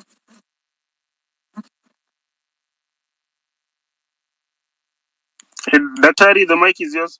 Yeah, thank you very much. So the short answer is yes, within 14 days, the bill is automatically law. So basically, Ruto has done nothing. There is no withdrawal of the bill. It will automatically become law, even if he doesn't sign it. That is why I was saying people who are saying Ruto has conceded are completely wrong. He waited until this time because he knows that if he doesn't sign it within 14 days, it will be law. And he's already signed the appropriation bill 2024, which means that he is spending just as much as he was before. He said that he was going to deal, like yesterday, he was asked about the offices, the illegal offices of the first ladies and the second and third ladies, and he said he was going to not fund them. But in the appropriation bill that he signed, he allocated over 557 million to these officers. They are already receiving money as he was speaking, so he knew he was lying. Don't believe anything Ruto says. Don't believe anything his office says. Don't believe anything any of his cronies say. They are all just lying, and he's buying throughout history is to occupy all spaces. Make sure they can't move. Make sure they can't execute. Make sure they can't do anything. So that even if they took the money, they cannot spend it. Right now, if they cannot leave State House, they can't go to the 7-star hotels, they can't fly out of the country, they can't go to their mistresses, they can't enjoy the money. So eventually, they will just have to go. And if we are 1 million to 10 million strong, we can occupy everywhere, including where he is. And he would have to take that helicopter to Congo or to any other country that he deems he can seek exile in. But Ruto should have no free space to move, and his regime. Those who are thinking that this is something to be given to Rigiji should be reminded that Ruto must go includes the entire regime. Those who are saying the military will take power do not understand the mentality or orientation of the military. The military does not fire at citizens. They join citizens when citizens occupy all public spaces. That is recorded in history. They are not like the zombies that are called police, who shoot because many of them do not even know how to write their names. And I am not saying this lightly because you have seen the robotic nature with which the police shot everyone who was not even threatening them. So let's focus on Ruto and his regime. The gentleman called Mboya said, let's not be legal or constitutional. I have emphasized clause 1 of the Constitution is part of the Constitution. When you are occupying public spaces and saying Ruto must go, that is a constitutional exercise. When you are removing Ruto through clause 1, you are acting within the Constitution. There is nothing outside the Constitution. You don't need anything else. Anybody who is referring to a secondary legislation or some kind of act of parliament does not understand how law and constitution works. The constitution is the supreme law. Any law that contradicts it is null and void.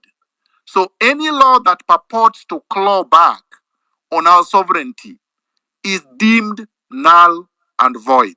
Thank you. Thank you, Daktari. Thank you, Daktari, for those sentiments. I think now we are clear. Everyone has understood the mission. We only have one assignment tomorrow is to occupy, occupy, occupy. Carry your bottle of water, carry your flowers for commemoration of the heroes that we've lost. Be in public spaces, occupy, occupy. Let's all be on the streets. We'll march on peacefully and until Ruto must go is achieved. So the next speaker, please. Can I just ask a quick follow-up question, Kinsman? Kumbukeni, you are. Just a quick. I've seen you, but I think you have a network problem. Yeah? My friend, there is a lady who wants to ask a follow-up question. Maybe if you don't mind, you could allow her to ask. Yes, What's please. her name, please, Daktari? It's Nduko Kumbukeni.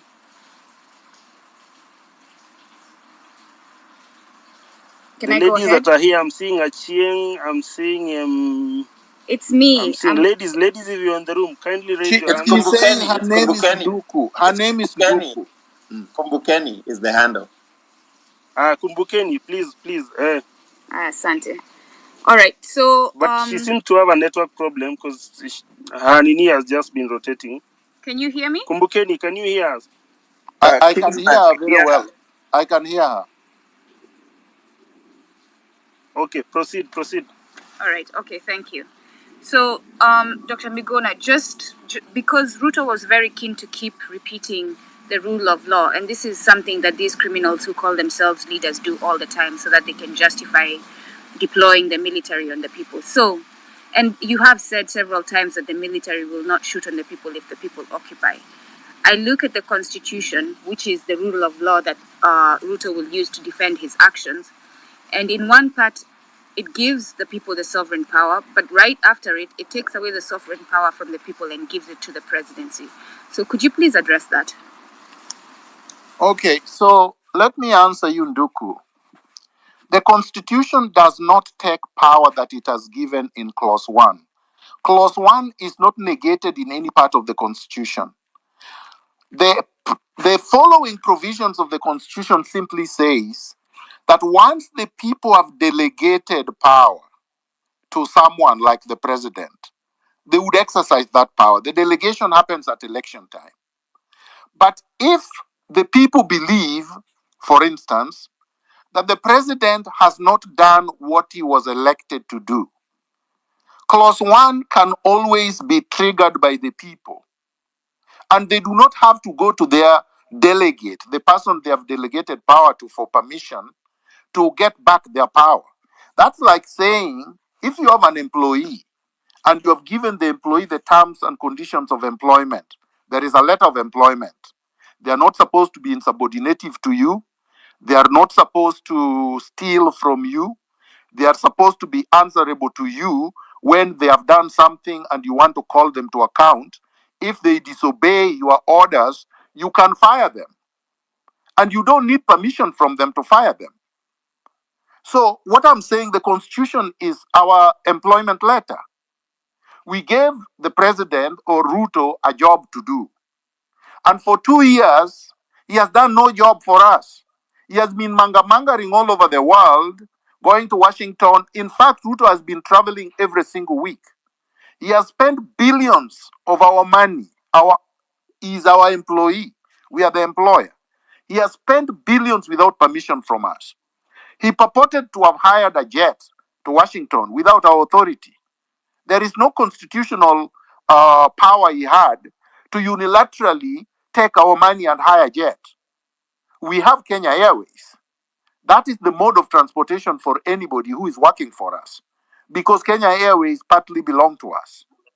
So what I'm saying is that Ruto has abrogated every constitutional provision and every term of employment, and he stands dismissed.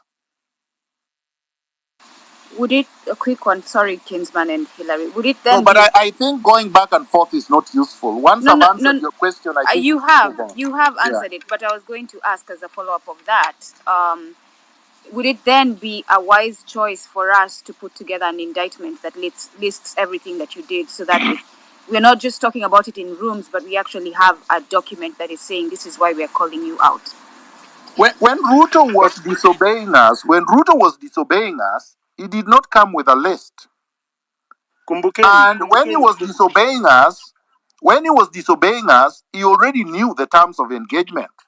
He knew that we did not need permission from him. We don't need a list to indict Ruto. Ruto stands indicted by his very acts. Yesterday, he sealed his fate by not even feeling sorry for families he has bereaved, for people he has caused pain to, for citizens that he has harmed and killed. And as far as I'm concerned, and many Kenyans have said this, Ruto is out of touch. Ruto is a cold-blooded murderer, and such people should be punished and not rewarded. Any day Ruto spends in State House is a day too much. Thank you so much, Daktari. Man, people are keeping dropping. I don't know what is the problem. Check your network. It is now 8:30 here, but check your network and everything. Kingsman, can you hear me? Because I realize that you can't hear other people. Yes, I can hear you clearly. I think there was a network problem, but I'm back. Yeah, all the calls are dropping. I don't know why, but guys, let us check your network well. We're trying to keep it so that it can work. I think the NIS and the Communication Authority and Safaricom and the rest, they are doing their thing. But let's focus on what we are doing. Yeah, let us focus on what you're doing, guys. Yeah. You drop, you come back. I don't know what's happening, but it's okay. This is your hand is up sometimes. Then I change on that order. let us. Let me go after Achieng, please, Hillary. Okay, Achieng, go ahead. Hillary. Just kidogo tu, maybe to compliment on whatever Daktari has said to Kumbukeni. I think the beauty about whatever we are going through at the moment is a feeling that is being experienced by each and every Kenyan. It is a feeling that supersedes and then it goes beyond tribal connotations. So that is even why they are having a problem on how they are going to approach this, because now the person they used to vilify all the time is Raila. Raila is not on the scene. It used to be a tribal thing, so the tribes are not here. These are feeling of whereby Punda imechoka. Punda imechoka since 1964, but today Punda iko like, I don't give an F whether I'm a Masai, a Kikuyu, a Kalenjin. I've realized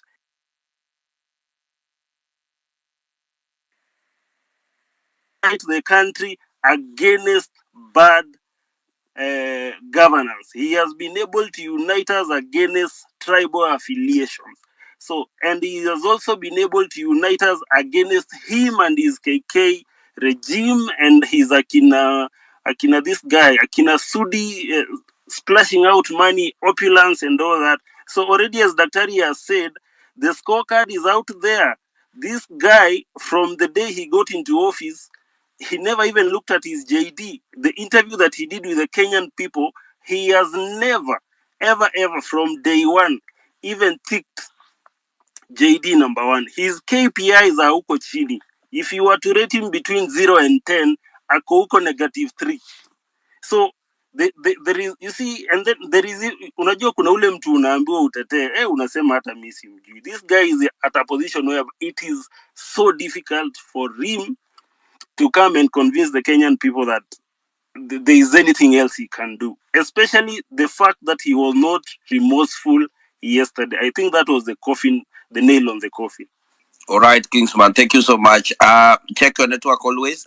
People keep dropping, getting a lot of messages. I don't know why, but check your network. And we have said that NIS and also the Safaricom is doing their things, but we are trying our best to make sure that the space run and very active. And let us be focused. 10 million people strong on the street in the morning. That's what we're saying. It is now 8:30, and that's where we are focused on.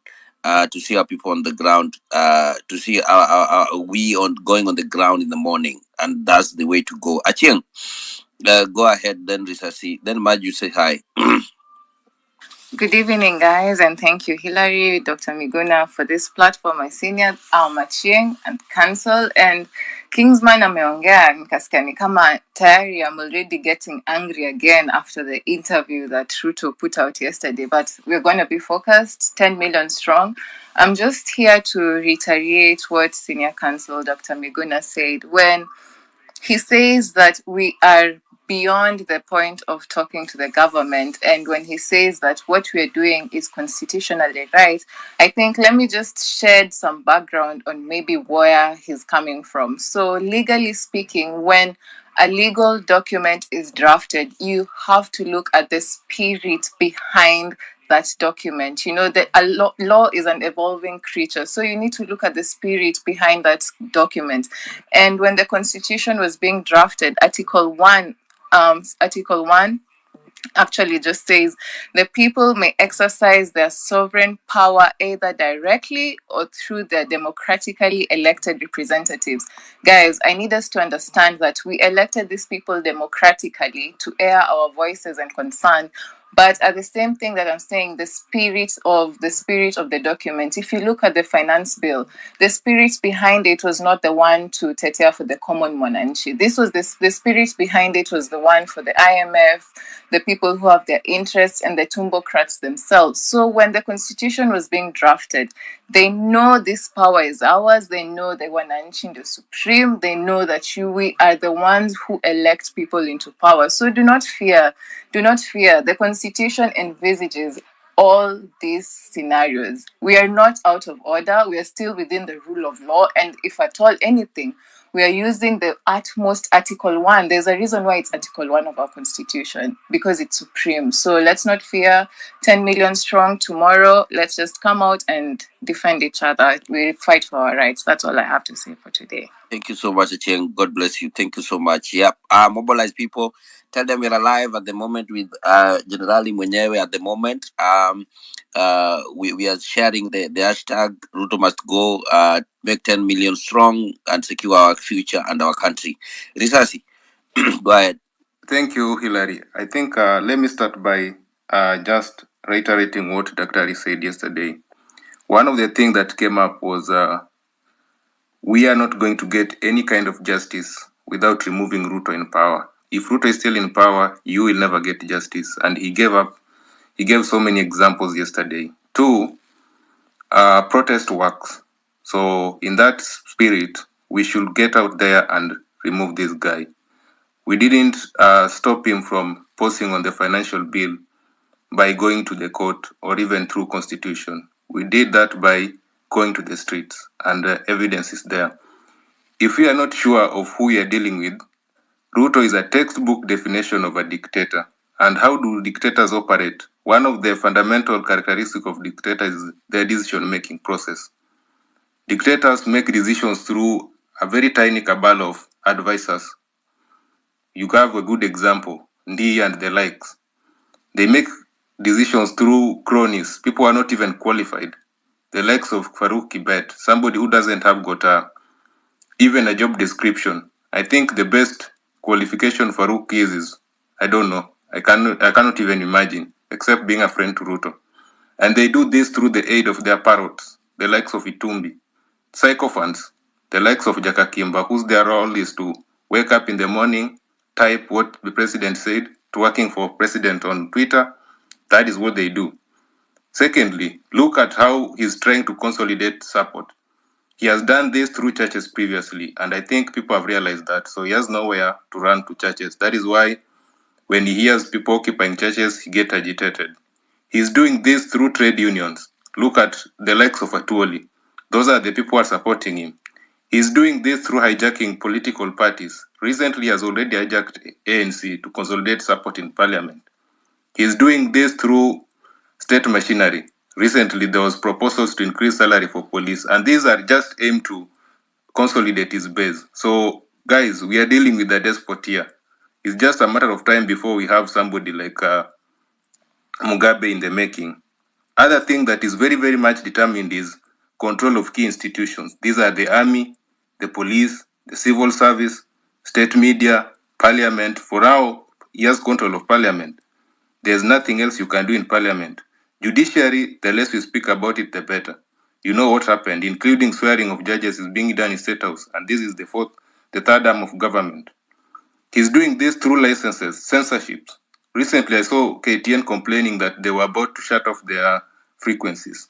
This is a classic dictator we are dealing with here, guys. There's no difference between Ruto and Gaddafi or Ruto and Saddam Hussein. He's just like that Saddam Hussein who wears a counter suit. But otherwise, huyu ni Saddam. Hakuna tofauti. He's doing this through abductions. How many people were abducted in the course of last week? Arrest, dismissals, and now people are dying.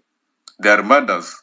There are murders, disappearances happening all over. So if we remain with this guy in power, trust me, itakuwa worse than even before we went for this demonstration. So with that, please, let's not lose focus. The guy has to go, and the easiest way, suspend your constitution. Laws are made for men, not men made for laws. Kama ni mbaya, we can suspend the constitution. It doesn't have to be every time that sijui tutamtoa na katiba. Ruto si mtu wa kutoa na katiba. Nyinyi mlimuona jana na kama mtu wa kutolewa na katiba. He's not going anywhere. So if we don't remove him, then he will be stuck with us. Hiyo ndio contribution yangu, Hilary. Thanks. Ubarikiwe sana Risasi. Asante sana. That's the spirit that we're going with. Thank you so much, guys. Keep networking together as usual. And we said that look at your right, your left, and we want to make this conversation go on and go on. And now we want to know also the your security. And Dr. said something yesterday that if you don't have spirit of revolution, don't go outside.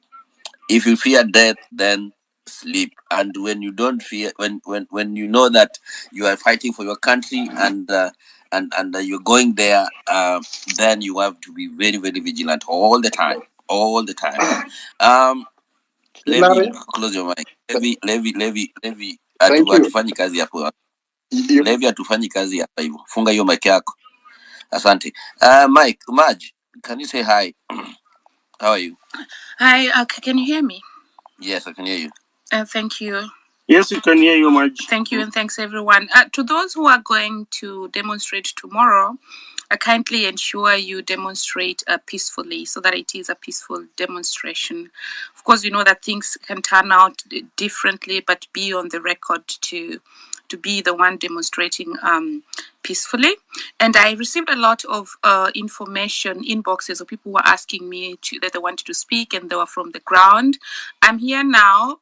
Keep those requests. I'm going to add you, and so that at least also your voice is heard. I really received many inbox messages. I just want to say that I'll be here just queuing in and ensuring that as many people as possible, especially from the ground, also get to speak. And welcome again, and thanks, Dr. for coming on board again. Back to you, Hilary. Well, thank you so much. Brief, go ahead. No, Hillary, maybe before brief, guys, I've posted the article 1 of our constitution as Daktari was taking us through it. So if you see it on the message side, please retweet, like it so that it can reach out to as many people as possible. We need to get informed. We need this is the new kind of maandamano. And it feels good. You can even go tomorrow to the maandamano with your suit, umedunga, uko msafi, umepiga marashi, unanukia. Anti hata ule mwenye ambeba fimbo anashangaa sasa nimpige tear gas ama tu ni mheshimu. Yani the most beautiful demonstration ever in the whole world. Ruto is about to find out. Yani atakuwa hata askari watawaambia hapana, hao si wa kupigwa, weenda tu kanyaga kubwa kubwa. So tomorrow we are peaceful, tunajibamba. Kama uko na speaker, beba, tokea kwa street, enjoy your music, enjoy your drink, kunywa maji. He must go, man. Lazima aende tu. Yani lazima tu. I don't know if you're feeling the energy that this guy has to go. And we are so informed. Hakuna fala hapa. Some of us are not even interested with holding any public office for the rest of our lives. We just want a better Kenya. We do not want a country of chieftains. Sijui, it's like that person who always wants to call you out for a drink and then he and buy. He's buying every time. But when you ask him, bro, what do you do for a living? He doesn't tell you. So that is the kind of president that we have. Anataka tu kutubaia. Hapana, tunataka kila Mkenya aweze kujibaia drink. Wale wenye wakunywi wajibaie chai. Wenye maandamano is peaceful. We are not touching his brick and mortars. Hizo ajieke, apeleke Sugoi, wakakae huko na familia yake. Juu hakuna kitu inawafurahisha kama kuown buildings, kuown mavitu. Unajua mavitu tu. I think that is their goal in life. So achia Sakaja na dimple zake, mtu asiguze City Hall. Don't touch anything. Just be on the streets. Let's be there. All of us, as Daktari has said, 10 million strong. Daktari, go ahead. I can see your mic. Yes. Yes. Thank you very much. I wanted to say my intelligence actually tells me that City Hall was not banned by protesters. It was banned by Sakaja himself, so that Ruto could use it as the excuse to give that protesters banned it. And many places that banned, it is the tear gas that exploded, just like it burnt the police officer's hands, the one who lost both hands, the same way that it would burn anything that is flammable. So we cannot take blame for what they have done. We must not take responsibility for Ruto's thuggery.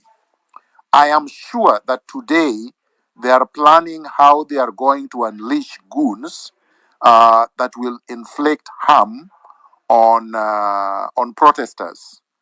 But one thing you must know about Ruto, because I know him personally, Ruto wants to be loved. Okay? In as much as he's cold-blooded and everything, he actually wants to be loved, to be liked, to be worshipped, to be praised.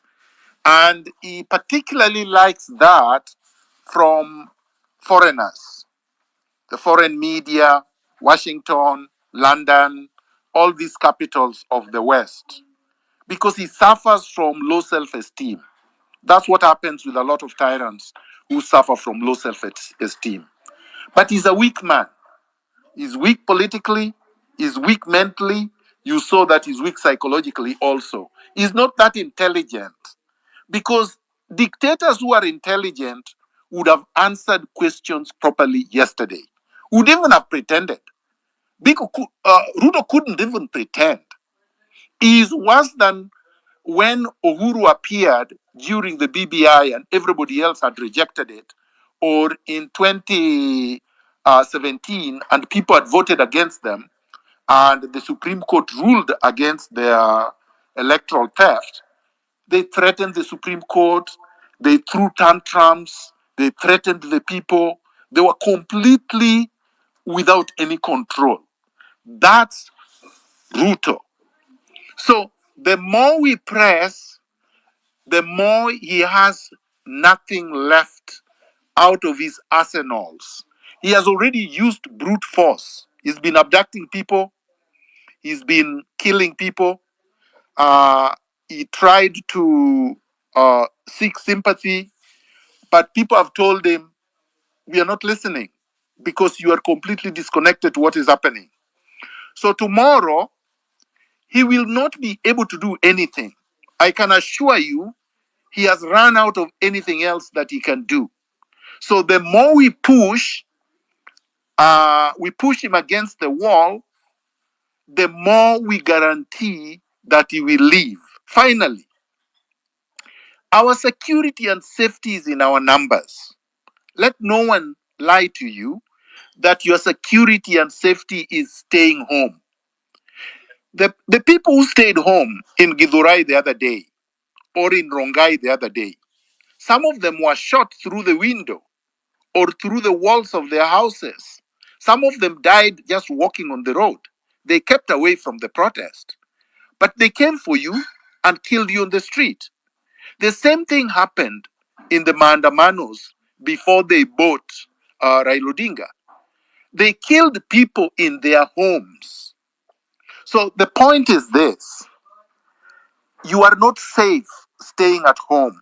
You are not safe saying that you are going to watch this thing from bars. We are safe when we are many on the street. Thank you very much. Thank you, Daktari. And so, Sakaja, I know you're listening. The allegations weigh very heavy. So, because this is what is going to also make other demonstrators get killed. And afterwards, when we're asking for explanation, because I heard the word accountability being used. I don't know how people thought out, the idea or the fantasy of accounting for somebody who's died. They've died, they're not coming back again. But that needs clarification, Governor Sakadia, if you're listening, because that should not be the case. I think brief scoop was next. Over to you, brief scoop. Asante Maj, and just want to reiterate, yes, Constitution is a document, and while, yes, this process is within the Constitution, to Risasi's point, and to, I believe it was Achieng earlier, these documents are meant to serve us. We are not meant to serve them. And I want to ask Daktari to that point. Should we already be thinking about the future? What comes after this? Because I do believe that this is a foregone conclusion that Kenyans are coming out. We'll keep this up. We have to keep this up because actually at this point we have no choice. We've started this fight, and quite frankly, we don't have a choice. Retreat is not an option. So is it too soon? Is it too early? Can we be discussing simultaneously what comes next? And to that point, does this constitution serve us sufficiently? There are components that do, but does it do so sufficiently? I think you want to already answer, so I'll leave there. So brief scoop, let me answer you quickly. I want you to go to my Twitter handle and read the document of yesterday. Please read it completely up to the end. And then digest it, because your answer is there. Thank you. Thank you so much, Daktari. Check what Daktari is posting and check all the things he's trying to answer some of the things on our Twitter handle. So you can get more answers on the same. I actually posted it more than 3 hours ago. All right. Nidi Joe, I see your hand, then Joe Karani, then Mwangi, then Levi. That way. Yes, thank you for the platform. And asante sana Prof kwa kuwa available to give us guidance. Mine is to tell all the comrades heckle, because so far so good. Good work has been done. So I want to say this. So far we've seen these guys trying to do this thing we call divide and rule. And I'd like to urge each and every one of us who's listening here that don't be misguided, don't be intimidated, be fearless. This is a good cause, and we are fighting for our country. Again, we should continue pressing the hashtag Ruto must go. And he must go with his regime in its entirety. Again, we must also continue to press on the issue of the IEBC. As we go to the streets tomorrow, let's all come out in large numbers, because I am sure wherever we're headed is the right direction. We need to come out, because we need to show this thing is serious than it was last week. Finally, I'd like to say this. Everything that we are doing is because of our country. So let no one deceive you or intimidate you against standing up for your right. So tomorrow we say it's 10 million strong. Come out in large numbers. Let's do whatever we are supposed to do. But again, we insist on peaceful demonstrations. Let's shun things that may tarnish our name and our image, so that whatever we are fighting for, it's a good cause. And at the end of the day, when we approach it in a peaceful manner, tactically and strategically, we shall be able to conquer. So we are together in this, 10 million strong tomorrow. Let's meet. Thank you. I think as because there are so many requests, there are so many requests that are coming in. I think we can stick. Remember our main speaker is Daktari, so most of the questions should go towards him, and you also now make a brief comment on how yesterday's presidential roundtable with the media made you feel. What was your feeling after the interview? How did you feel? Were you like empathetic to him? Were you like you can give him a second chance? And then when it comes now to the questions of how we'll tackle this, I think those ones, constitutional questions, can be directed to Daktari. Us will just be giving guidance on how we proceed. So please, when you get your mic, there are so many requests. Don't take a lot of time. At least 5 minutes maximum, guys. So after 5 minutes, we'll be ringing the bell on you. Actually, Kingsman, we can reduce to even 3. 5 minutes we will not manage like yesterday. Three. Yeah. I think 3. Thank you. Back to you, Kingsman. So I've seen no one. Levi was to come. Levi, Joe, Mwangi, then Yaradwen. Levi, Joe, okay. Mwangi, then Yaradwen. Yep. Go ahead, Levi. Patriots, revolutionists, thank you so much for this platform and giving an opportunity for people to ventilate their ideas and their questions on this issue. I also pass my regards to Dr. Miguna for coming here to give some guidance. I'm an advocate also by profession and a student of different means of protest, and that's what I'm going to address. There are so many other means of protest that we've not included in our fight. We'll have to incorporate everything that is within our means if we are to succeed on the overriding objective of having this government resign or go down. I'll start by the notion of Gen Z. A revolution ordinarily is started by a group of people. So let us denounce the notion that this revolution belongs to Gen Z. I've gone to the street several times, of course, and you'd come back and people would ask you, are you a Gen Z? This is not a Gen Z revolution. This is a revolution that is started by Gen Z. For a revolution to be successful, all parties must come in, all generations must actually join this cause. And I'll actually be very happy the day I'll see a grandfather, a father, a son, or a grandchild all in the streets. I remember that was what was happening in Tahrir Square at the peak of the Arab Spring in Egypt. So let us make an effort to bring everybody on board. Let's bring all classes on board. Let's bring all ages on board. And that's the only way we can succeed in this course. I'll also address the issue of walkouts. There are many professions in this country. Myself, as a lawyer, I had to adjourn my matter that is coming up tomorrow so that I can participate in the protest. I make the formal application today in court that I cannot attend a hearing tomorrow because of protest.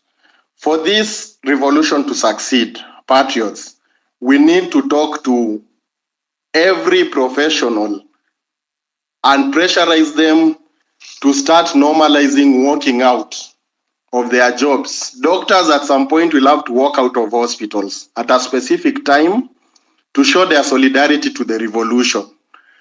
I keep wondering, why are schools still operating normally? The teachers, they are a big number in Kenya who have a lot of influence in the villages. We have to find a way of incorporating them, let them walk out of the schools. Students were the first victims of Ruto when he actually tear gassed them with the intention of grabbing their land next to Weston. Students will also have to join the protest by walking out of schools and carrying placards in schools. So let us expand the scope of our revolution. Let us expand the scope outside the street to go to offices, to go to schools, to go to hospitals, and actually even to go to courts. Now, what we are doing is essentially in law, I'll call it civil disobedience. Civil disobedience is enshrined in Article 1 of the Constitution, as Daktari and other lawyers have talked about it. And someone has mentioned the Constitution serves humanity. The Constitution is actually a product of democracy. And therefore, the people have a right to go to the streets and exercise democracy directly. Something like nudity. At some point in this long journey to oust this government, we'll have to invoke nudity, if possible, as a form of resistance, where on attack by the police, people in mass with a plan will have to strip so that any attack from the police is actually stopped by that specific means of resistance. I'll also address the issue of our revolutionists and comrades who are abroad. You have a role to play. Ensure that you mobilize Kenyans in cities across the world. As the Daktari has noted with a lot of precision, Ruto is a lover of attention. He fears the white man. He wants to be accepted within the company of the likes of Biden. That should not be allowed. In foreign capitals in the world, it has started and it should continue. Let Kenyans stand up and tell the foreign governments that you are dealing with a dangerous person. Do not be lied by this person. It is also a high time that ICC is flooded with petitions from Kenya. That there is a war criminal, there is a person who is committing crimes against humanity on the loose. He has been your client before. He is back on rampage. Ensure that you send petitions to ICC. I'll be sharing that process. It's a very simple process, and everyone, not a lawyer alone, has a right to complain. That is what happened in Gaza, and you can see the results. Finally, the ICC actually is pursuing an indiction against Netanyahu and his accomplices. The same applies in Kenya. What is happening is crimes against humanity, and we have a role to proceed and petition the ICC to do the necessary. Comrades and patriots, what I'm saying in short is that pressure must come from all directions. The enemy is dangerous, the enemy is insidious, the enemy is sly. Let us take pressure from all directions to achieve the overriding objective of this government resigning from power or leaving power by any peaceful, legal way necessary. Thank you. Thank you so much, Wakili. Tumekupatia time mingi kwa sababu you were saying very, very good things there. Hillary. Then, yes, Daktari. Hello? Yes, Daktari, I can hear you. Go ahead. Hillary? Yes, Daktari. I can't hear anybody. Kingsman. We can hear you. Can you hear me? I can hear Hillary Okay. too. I wanted Yeah. to say something very quickly. I think the contributions are very good, but I would urge us to remain very focused. Our agenda is to bring down the regime. It's not to disrupt civilians. Our agenda is to stop Ruto from his ongoing tyranny. It's not to make life uncomfortable for fellow Kenyans. So let's get that very, very clearly. If we are not targeted, then we can't succeed. So if somebody was to say that we are 10 million people on the street and we are targeting public spaces, say, for example, Arambe House, State House, any space where these vagrants stay or work or purport to work, that is legitimate. But I would be very careful about occupying a hostel that would be there to treat those that they have abused and assaulted and injured. Because we want doctors to continue working so that they can treat the injured so that they can preserve life. So those who are free can join us, but it can't be by force. We can't force anybody to demonstrate. We can't force anybody to protest. People would have to exercise their democratic right to stay away from the protest. That's part of the society that we want to build. There is no society we will create that is based on force. We will be replicating Ruto. We will not be solving any problem. So let's be very clear. We want to solve a problem, and our solution cannot imitate the problem. Our solution has to be better than the problem. Thank you so much, Dr. for that clarification, which is indeed very important. We do not want to disrupt any activities, and we also really at this point out that the demonstrators should really align to the given given laws while expressing their rights. Hillary, whom did you cue next? Okay. Maj, can you Yes, hear me? I can hear you. Oh, all right. I cue in Joe Karani, Mwangi, then Nyaradwen. Okay. Joe Karani, are you here? Yes, I'm here. Go ahead, man. A good evening to you all. Evening. I really want to thank Dr. Miguna for keeping us, making us stand on business. Because for me, mine is very small. It's just something that I've noted during this movement. And I think it is important that we point it out and understand this. So we're at a time where our selfish ambitions have to be put aside. We have to sort of do what is best for the group. Now, I'll talk about it by using illustrations. At the end of last week, there are two people who gave in to their selfish ambitions and derailed the conversation around the movement. I don't want to mention their names, but you know who they are, the music guy and the other car guy. They gave into their selfish ambitions and derailed what we're doing for this country. And now I will use another illustration of somebody else who ignored the noise and just went ahead and did what was good for the group. And I can mention her name, Hanifa. We dragged her through the mud. We said all sorts of things about her, but she stayed on business and did what she had planned for that day, which was go to each and every injured Shuja or somebody, all the ones who had passed and had been killed by this Ruto regime and take care of them. By the end of the day, we were already talking about the entire conversation around that whole thing was how Hanifa had managed to do what NHIF has tried to do and failed, and they're even creating something new, and it's going to still fail.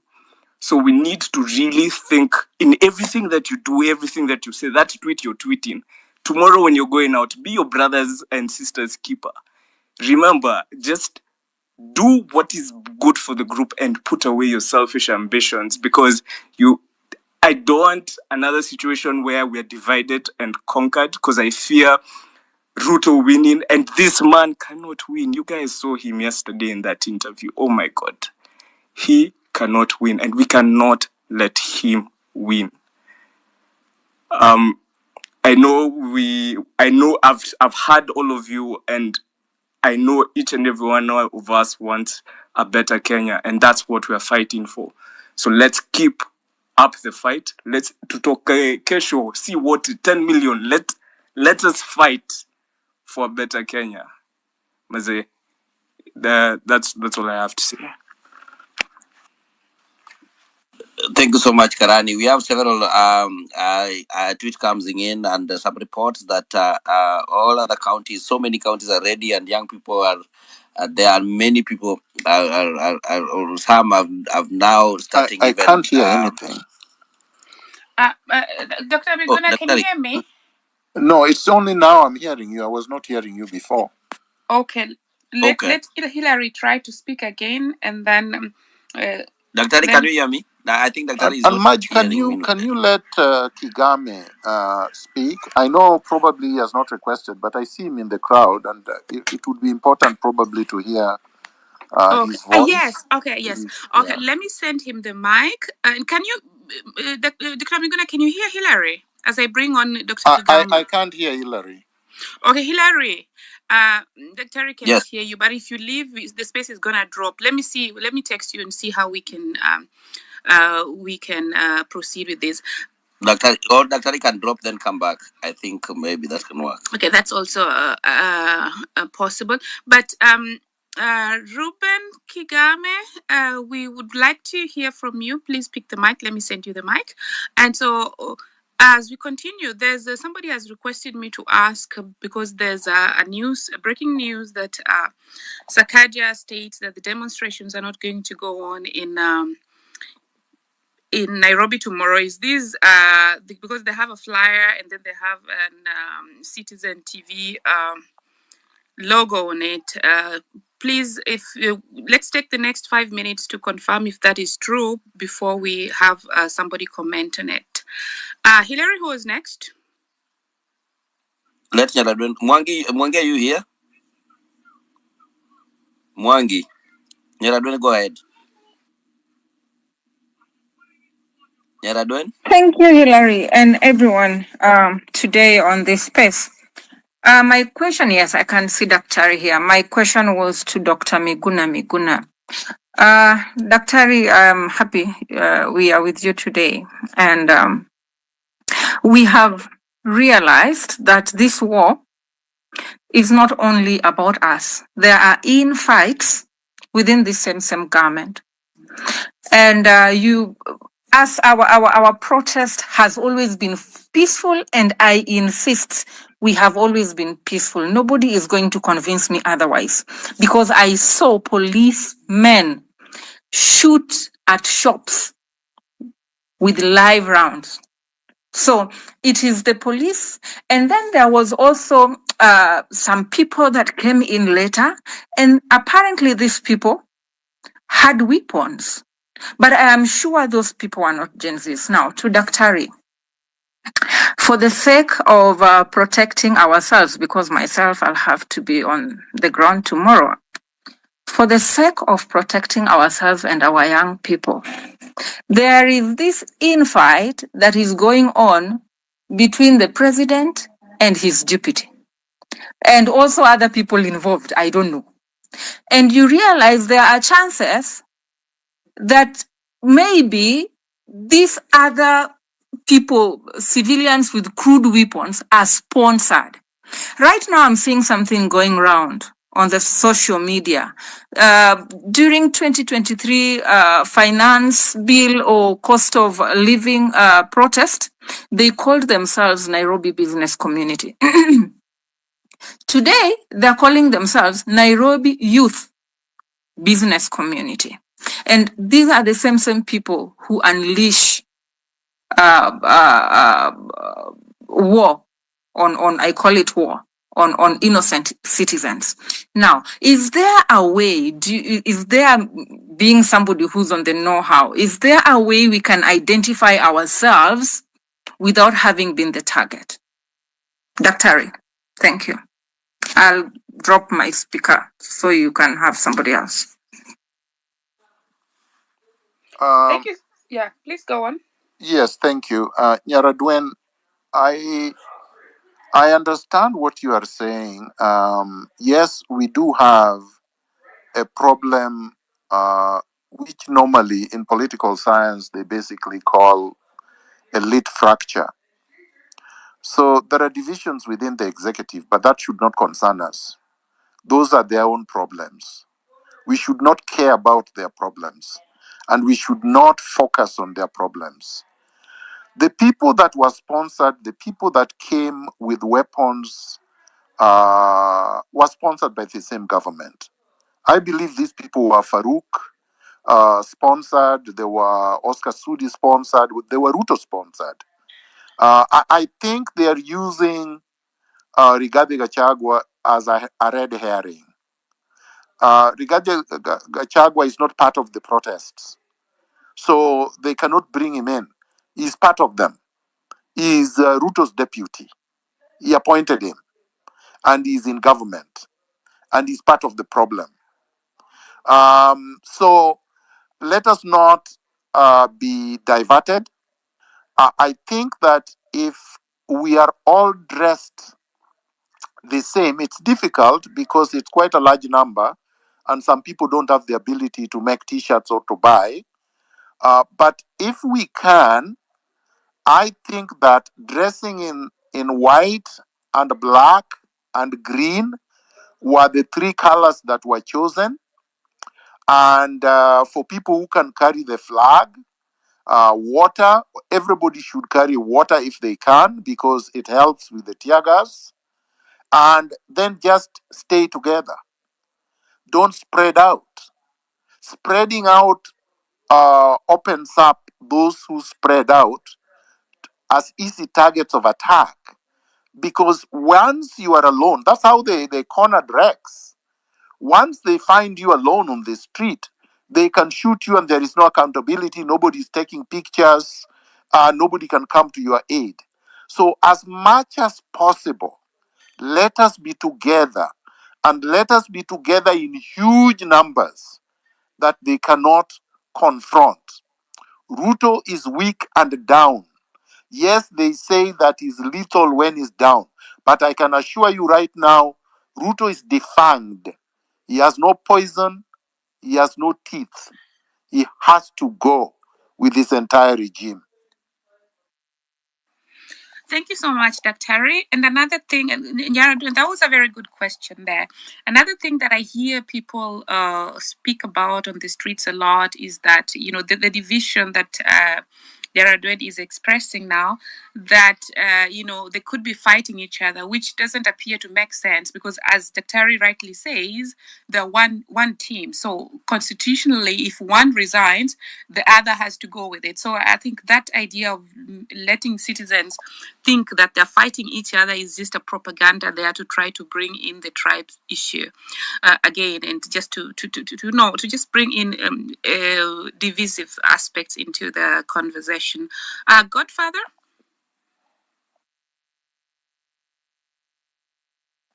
Godfather. Thank you, Madge. Thank you, Hillary, Madge, the co-host, Kingsman, and our key speaker, the General, Dr. Miguna Miguna, the speakers that have already given their views so far, as well as those who are going to give, and our honorable listeners. This is a very important conversation, and I just wanted to retaliate that this is the week, and as the General stated, the only option is to march forward to put more pressure, to apply pressure so that we can have the government go home in entirety. So we are trying to look into that. But as we look at that, the issues that are coming up, and these will be playing at on the ground tomorrow are the magic of numbers. How then do we stick together if the tear gas comes? Nyaragden, for instance, will be on the ground. Tear gas may likely disperse the populace. So is there any scientific way of trying to control the crowd so that they remain in numbers, so that we can try to reduce the numbers of the fatalities and the injured by the police? Because that is something that is still a concern as much as we must march forward. That is the first part. The second part, how can we document the atrocities that are being committed by the police? Because eventually we need to hold them accountable after the fact. Because we've seen, for instance, yesterday's interview of Mr. Ruto in our State House. He doesn't seem to understand what's going on. He seems to be living in a different world altogether. He doesn't have the empathy even, when we talk about a child has been shot over 7 times or 8 times. His response is, isn't he alive? These are some of the issues we're looking at. So, or we're looking at someone who we must get out of power by all means possible. And we expect that they're also likely to use a lot of force. So, how do we document these atrocities that are likely to be committed by the police and other criminals, so that we can try and also hold them accountable after the fact, apart from the citizen journalism, which I believe most of them will be having smartphones to try and record this. But we see them, they have the advantage of having the CCTV cameras to try and get the looters. But how do we also hold them accountable moving forward? Thank you, Maj. Thank you so much, Godfather.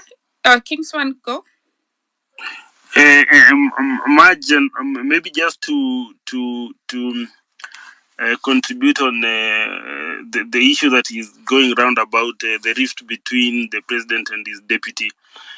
I think that is their problem as KK. And even from my tweets, I've kept on saying that whether, like, I saw the deputy president saying that like his sons didn't approve him supporting the deputy president, then I think those are elite issues and they are not our issues. So whether they already, as a people, we have said we are tired with the KK. So if there is a rift between them, then it is when they are divided, the easier they fall. So it is better for us as a unit that they keep on having infights, because when they are divided, then it is easier for us to attack.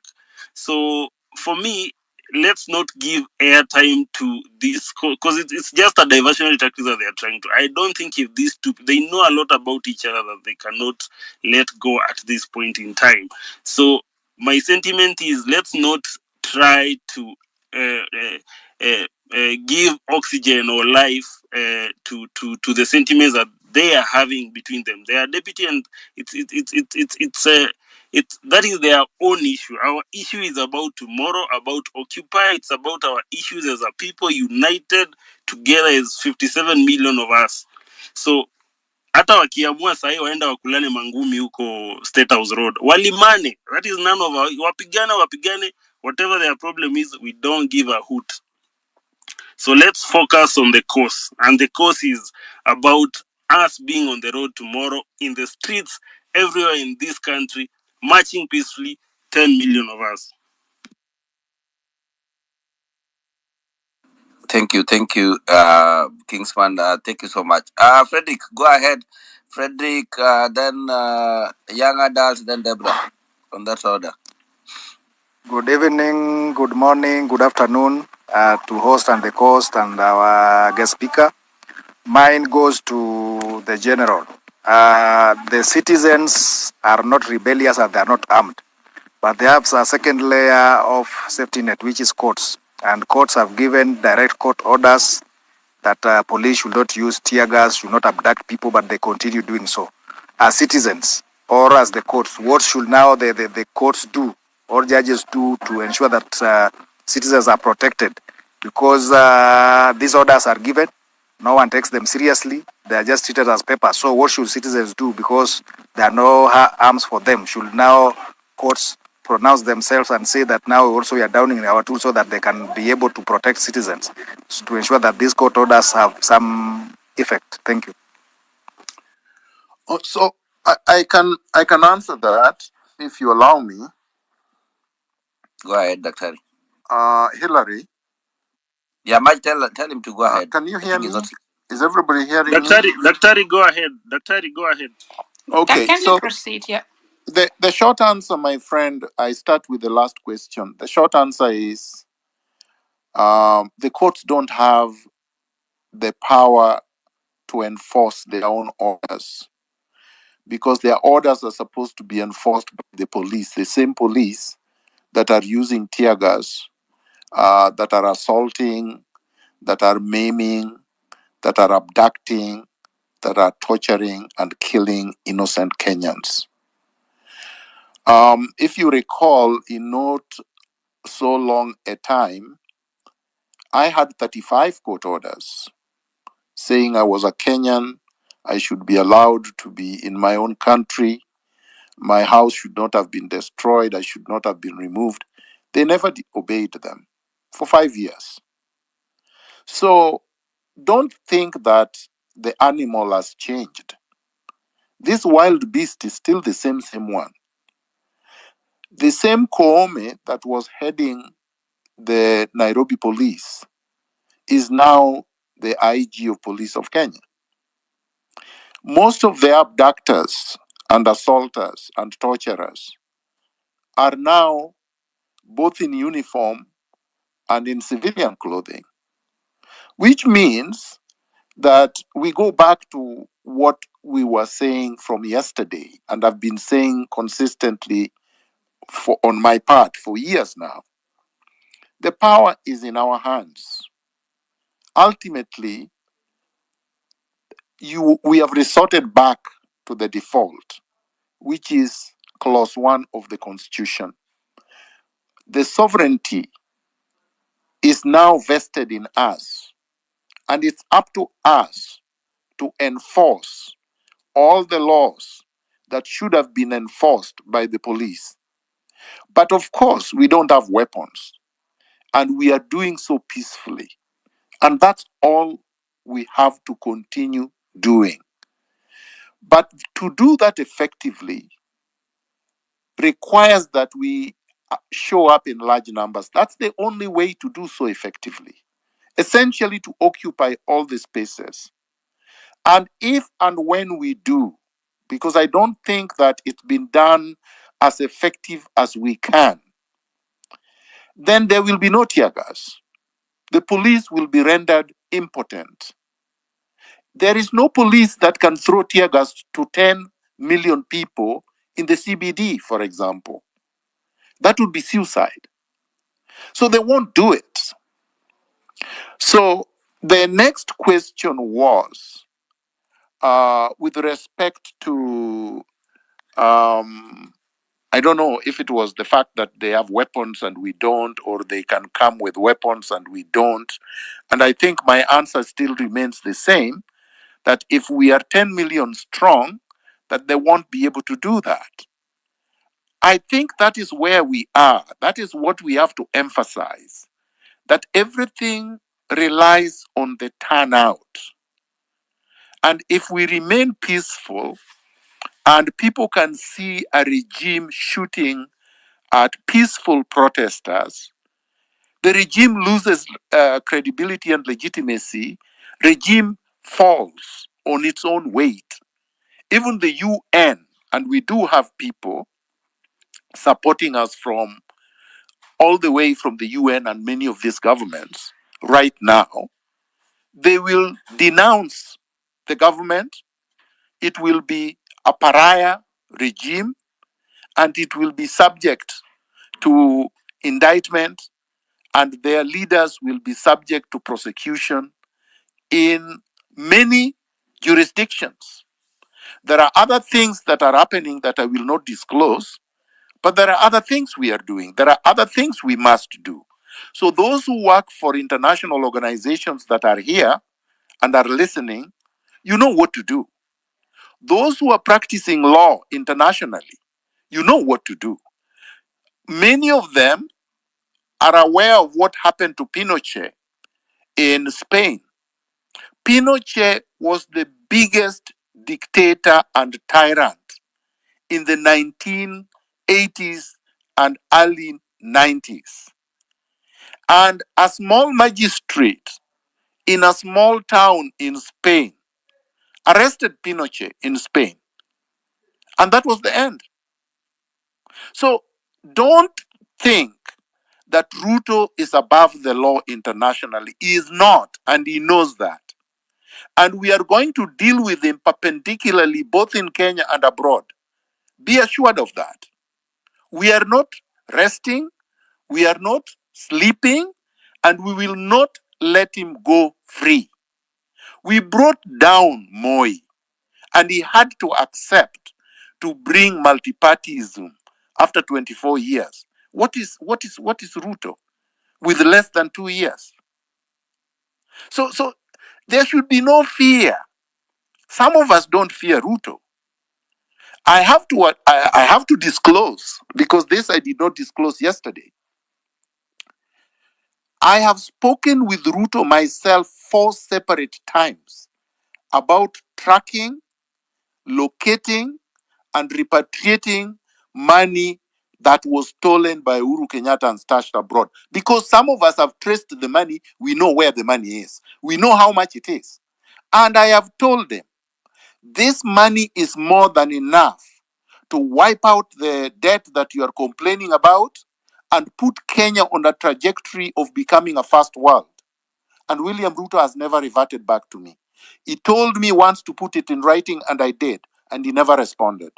So this is not a person we can give a pass. This is not a person we can excuse anymore. Instead of overtaxing Kenyans, we have told him what the solution is. We know where the money is. We know it is in its trillions. We know what the debt of Kenya is. We know this money is capable of wiping the debt and developing Kenya, and you don't have to tax anyone. Not to the level that he's trying to do. And he has refused to do it. Instead, he goes behind our back, cuts deals with people like Matiang'i so that he gets his cut, so that he can bank it in Dubai and other places. We know what they are doing. So I want us to be very, very clear. William Ruto is not capable of being reformed. Thank you. Daktari, on that same note, I've had a problem about this thing called odious debt. We are being told we owe trillions of billions in terms of dollars. That is like external debt from IMF, from I don't know where. Is it possible we audit everything and then we know the real debt that has been used in development? Because I understand our constitution says that a debt, an external debt, should only be used for development projects, only and only then. There's a Eurobond that came in and it never go to Nairobi. We do not know the whereabouts of that money. I saw the interest mature the other day. I think they paid around 165 billion not long ago. So when we are able to do this, and now Ruto is out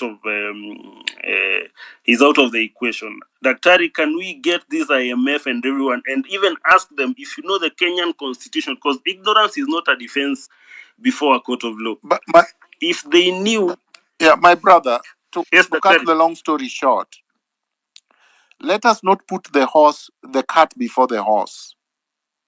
Right now, we should focus on mobilizing and making sure people are safe. And I have said safety is in our numbers. Before we deal with the details of auditing the debt, you will not be able to get the records and be able to record competently until they're out of power. So our agenda right now is to remove Ruto. Then we can do all those other things. Because they have not disclosed this information in a credible manner. For example, they are saying they paid debt this amount. Have you seen the evidence of payment of debt? No, we haven't. They have not published it. They have not shown us the transactions. Another thing is there is money that they have been collecting from, let's say, unclaimed assets. People who just stole money and they are unclaimed. Or money that have been repatriated from people that stole, let's say, Chicken Gate This guy's, the money was supposed to have been returned from London, England. We have not seen any evidence of that money, where it went, or even this money that EACC says it keeps recouping or recovering from thieves, or cutting deals and saying that they have gotten 100 or 200, 235 million or whatever, and they have recovered from this or that person. We have not seen any record of any of that. So there is a lot of issues, but we don't want to be lost in all those details. We have to be focused on the superstructure. The superstructure is the dissolution of government, and then the process of reconstituting a new dispensation, a new state, a new republic, so that we can start afresh. Kenya is not an independent state. Kenya is still a colonial state, and Ruto is a puppet of the West. Everything he does on behalf of Washington first and foremost, then London, then the other capitals. Kenya comes, if at all, in the footnotes. You saw it when he spoke yesterday. He couldn't even acknowledge 8 bullets on a miner. He couldn't acknowledge the boy who was killed in Rongai for no reason. He couldn't even acknowledge that. He couldn't acknowledge 24 bodies at the morgue that the Kenya National Commission of Human Rights confirmed they have seen. He got into an argument over that, then got personal with Linus Kaikai over an issue that we know is so personal, and it involves a woman in the 1980s, 1990s. Ruto is not a leader. Ruto is not a legitimate president and cannot govern. Thank you. Thank you so much, Dr. Thank you so much. Okay, Can I go over. briefly, Dr. Who's speaking? Benji. Benji, I'll give you the mic in a few. So I just wanted to say that there are 2 people who have Dr. messaged Can me. I go briefly? Benji, can you Benji, hear me? please put your hand up. Put your hand up if you want Paul. to speak. There are a lot of people who are on the queue, and then you will be given the mic. So as I was saying, there are 2 people who have messaged me now. One of them is requesting Kenyans in Kenya to use VPN while spacing. And another one, I just said, he's from the candle lighting event of one of the fallen heroes. So he will add him to the mic, and then he can also share about that. Hilary, you'd queued in Deborah, right? She can Deborah, go ahead. go. She can go ahead. Thank you, Hillary and Marge, for this. I just want to also add a sentiment on the infighting within the government. To me, I think it's a good cop, bad cop. So one cop is a good cop and the other one is a bad cop. So we should not be, we should not have any side shows with that. That's their own problem. Now, a question that I have for Dr. Miguna. We watched when Keter was being abducted. What can the citizen do? Because people were there videotaping. There were cars also there. Could also citizens stop this arrest? You jump, when they have the car, all the citizens jump and say you cannot do this. Or is that dangerous? That's number one, a question for Miguna. Another thing I also want to say, this year is election year in the United States. We need to bombard the State Department with emails, with Twitter, with pictures of the people who have been killed, with pictures of the demo, and also tagging Secretary of State Antony Blinken. Also Biden, they read these things. They want to be in the good books because in November there's election. So we have an opportune time. Let's put pressure everywhere that we can and tell them what you're doing is wrong. You need to denounce this. You need to denounce people who are being killed on the streets. So that's also how we can put pressure. So thank you very much, and also condolences to the people who've lost their lives. Thanks, Deborah. And now we move to academia. And Dr. you can chime in anytime. Academia, 2 minutes, please. Thank you very much. My 2 minutes. think the system is rotten to the core, and anything that they are doing, the only option we have is to remove the regime completely. And thereafter, we can have a new system that can deal with the questions that people are asking. And because, again, you need the state to protect you, and the same state is against you. So what do? You get it out of your way, and then get a state that can protect or can work in the interest of the common man or the interest of the country. So I think that's the most important thing. Secondly, I urge people to turn in large numbers, as Dr. Miguna Miguna said, and this Dr. Miguna said long time ago. I used to watch him when I was there, I think first year or second year at the university, on NTV. He used to say that the only way that we can get Kenya on the right road is to complete overhaul of the system, and this is the time that we have to use. Otherwise, if we go into the judiciary and all those things, there's a lot of things that happen in judiciary. And therefore, the main focus that we should do now, how do we get the rotten regime out of our way? That is the big question that we have, because we only have one thing to do. One question, how do we get this government out? That is one fundamental thing that we need to do.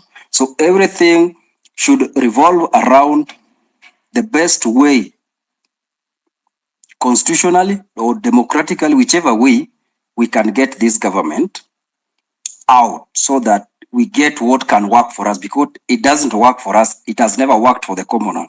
So this is an installation that was put in place to serve the interest of politicians or politics or other people's interest, not the citizens' interest.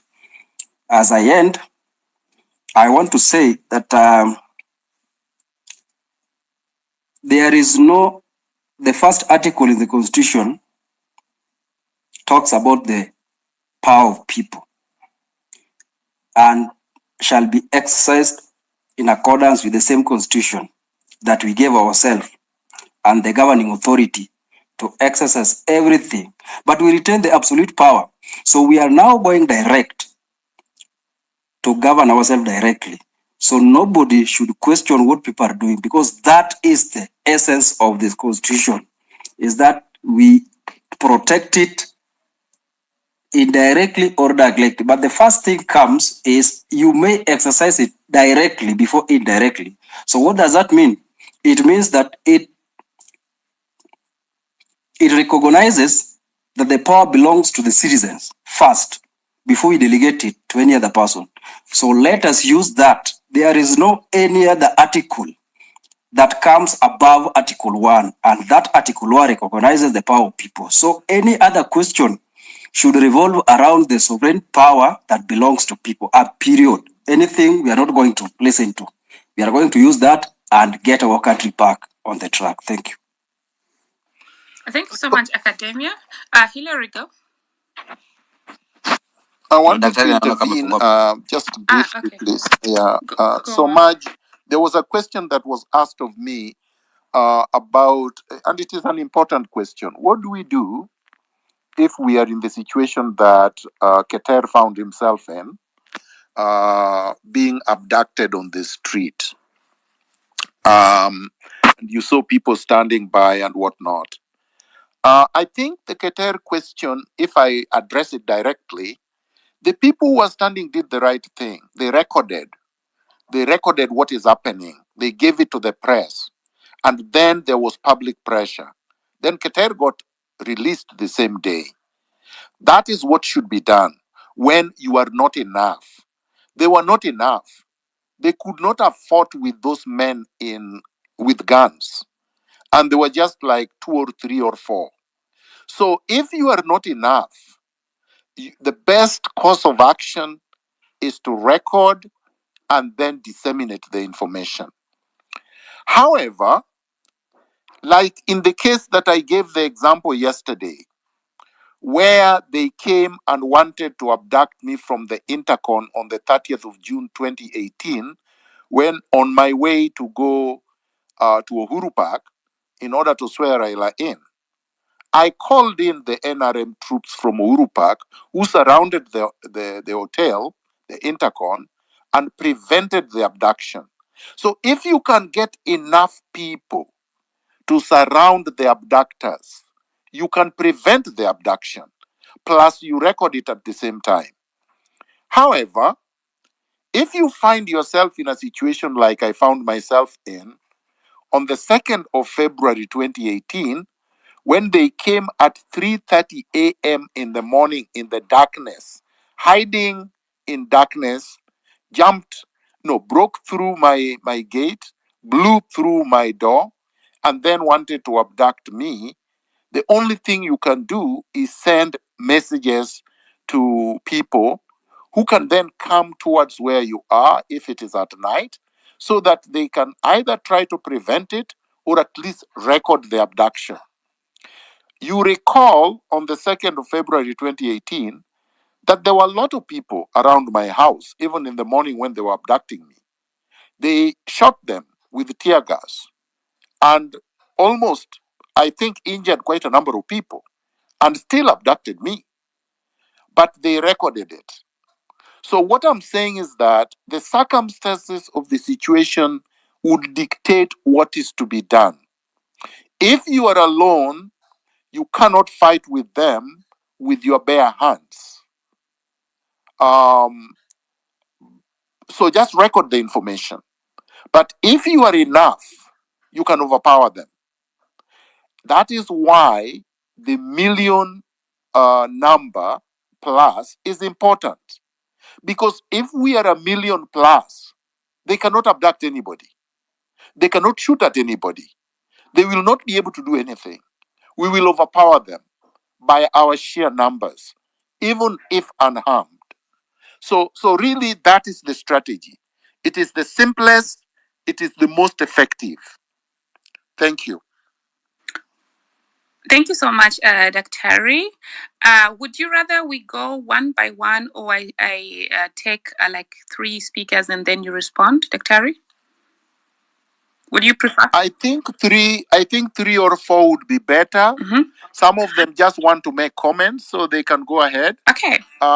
So that we can go quickly. Okay, fine. Hamix and then Samuel and Okombo in that order. Hi everyone, are you guys able to hear me? Loud and clear. Yeah, you're good. 2 minutes Thank each, you very please. much. Okay, thank you very much. So my points are very clear. I just want to make some commentary. And Dr. Miguna, you have no idea what you're doing to this movement. You're really emboldening us. I joined the space yesterday and I heard everything. You are very objective, the things that we need to do.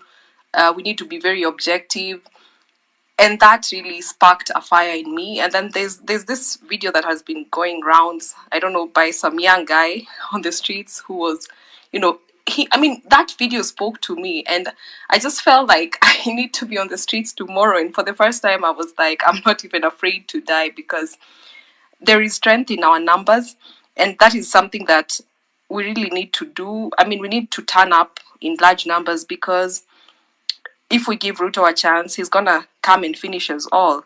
And one thing I also want to say is about, let's not buy into this government propaganda. I think government is using old tactics to, try and solve, emerging issues, which is not going to work. So we already know their old tactics, which are already washed out. They're trying to sell us fear, telling us the military is on the streets. But I'm so happy that people are still going to turn up. They're trying to create a lot of misinformation and propaganda just to cause a lot of fear. They're still going to, they're still abducting people. So they're abducting people. You see what they did to Gabby, they did to Shadi. These are people who are very vocal, like Gabriel Oguda kept us very entertained on the internet, but we haven't seen him. But you see, these were the Twitter giants. But at the same time, just because they're not vocal at this time, there's other people who've come up. So if I know the government is here, the NIS is here, and they're listening, I just want to let them know that you can abduct 1 million of us, but there's still a million of others who are going to come up. I mean, the cells, the abductions, your Subarus are not going to be enough for, to accommodate all of us. So those are the things I just want to say. And also, just this is a formal request to Dr. Miguna to just ask him to unblock me because the reason why he blocked me is because we disagreed on Ruto. So I guess we are on the same side at this moment. So Dr. Miguna, kindly unblock me. I really would love to,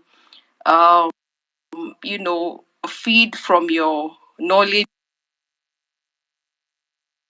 and just your voice is very, you're strong and you have no idea what that is doing to the rest of us, even the ones who are afraid of going to the streets.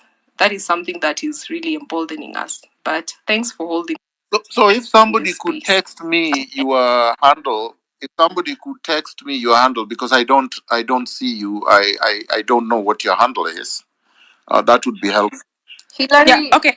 Hillary, So let's please No, let's text just let's have text that. Dr. me. Let's have Miguna. that sorted on the side, Hamid. Yeah, We'll help okay, you. thank you. Thank you. Hillary is gonna do that, and so of course I've also had to unblock a few people so that they can participate. But if unblocked, there's a reason why you were blocked. So if unblocked, please don't continue the tirades of insult, because we're all human beings, and I think we have a right to also decide if we want to keep off negative negativity out there.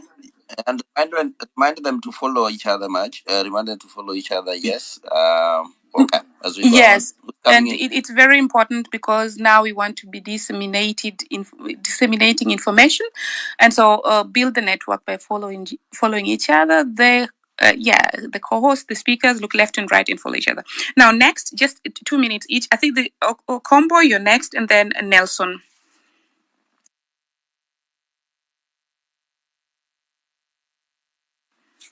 Okombo, can you hear me? Then Nelson, take a go.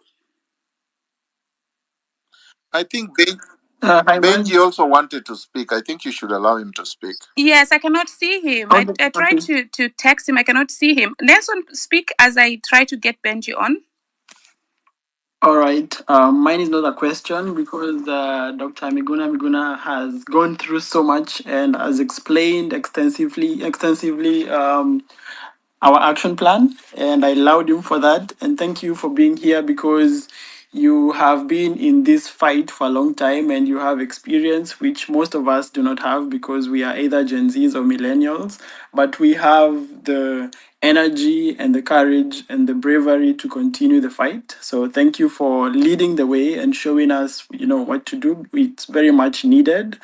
My comment is going to be this.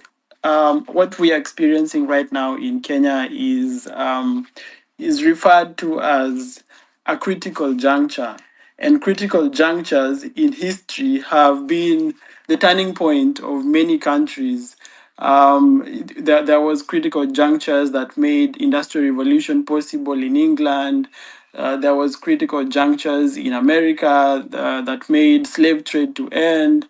So and right now Kenya, we are at this point, and it is so important that we use this critical juncture to move our country to the right direction. And as Dr. Miguna Miguna says, this is the right opportunity to reboot the country. It's actually the right opportunity to reboot the system because we have been subjected to a critical juncture where it's like a crossroad. We either go the way we are used to or we change, we make a complete U-turn. And the whole country is ready for that. It's exactly what we saw in other countries when they had this exact moment, like what we have today. So it's very important for us to seize this moment and to actually change our entire system and lead our country to prosperity so that Africa can, we can lead Africa and Africa can follow suit. Also, what I wanted to say is that those people who are fearing that Ruto will shoot people like he has been ordering, like we saw the ex-military guy shooting at protesters at parliament.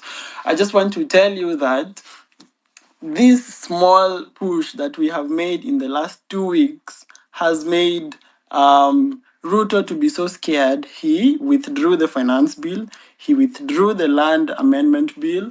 He has said on record yesterday that he will withdraw the funding to the wives of Kinam Davadi and those first ladies and all that. Only this pressure has made this change that we have seen. Though it's small, but you can see that what we are doing is not something that is going to waste. So even as we go towards Ruto must go, just know that it's gonna happen. And this critical juncture is not an isolated case. It is something that has happened in different countries around the world. And the countries that they took it in the right way, they actually changed, and it changed their history completely, and they became first world countries. So I just want to encourage everyone. And do not think that just because we are in the diaspora, that's why we are beating the drums of war. No, it's because we have, we love our country. Like for me, I'm in Europe. Every day I walk in the streets, I see how the roads are made, even in the villages, the systems are working. And I'm like, why can't we be like this? This is the moment to make our country to be like that, so that Ruto does not have to send our sons and daughters to Saudi Arabia to become slaves and to be paid minimum wage, because no one in these countries will pay you like they pay themselves. They will pay you minimum wage. And it's even lower than minimum wage, because I saw Ruto was saying some people will be paid $1,500. That's below minimum wage in most countries, like in Europe, in Saudi Arabia. In Saudi Arabia, the salaries are even 10 times higher than in Europe. So if you're being paid $1,500, this is you're a slave. You're a slave. So Ruto is sending Kenyans to become slaves in these countries. Thank you. Okay. Thank you, Thanks, Dr. Raj. Nelson. And can we please try to stick to 2 minutes each? And Benji, Would you please give me a chance to speak, because you gave me a chance, but the mic seems there was a problem. okay, there's a lot of mic issues here. But I think as much as they come back, they need to raise their hands Yes, so that yes. So you can not just Tabitha and talk. then Paul, and 2 minutes each. So that let me explain. Once you 1 minute is over, I'm going to raise my hand, and then that means you only have 1 minute to go. So once you start speaking, kindly check on my profile, at least for time orientation, because there are many people who are waiting. And let me try to add Benji again. I don't know what's wrong with his handle. He drops again.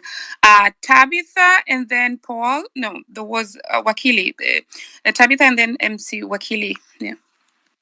Thank you very much, Marge. I hope you can hear me all. Can you, Tabi? I'm Yeah, Tabitha go ahead. Kutu. I come from Sierra County.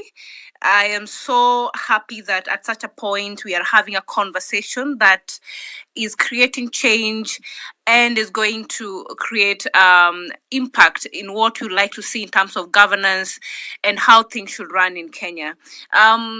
I have a question to Dr. Miguna. On Thursday last week, I was preparing to host a summit for the youth in Sia County. And I was, as I was going through the town, and there was the protest by the youth in our county, and I witnessed a shooting of one youth by the police in Sia town, as one person who was trying to ask questions of why would you shoot a young person who's really protesting about the very hard situation of life, and the youth was just crying that they have graduated, they don't have employment, and the police ganged up, and the people who surrounded me were saying that there had to be one person to die for the youth to calm down and try to do these things in an orderly way.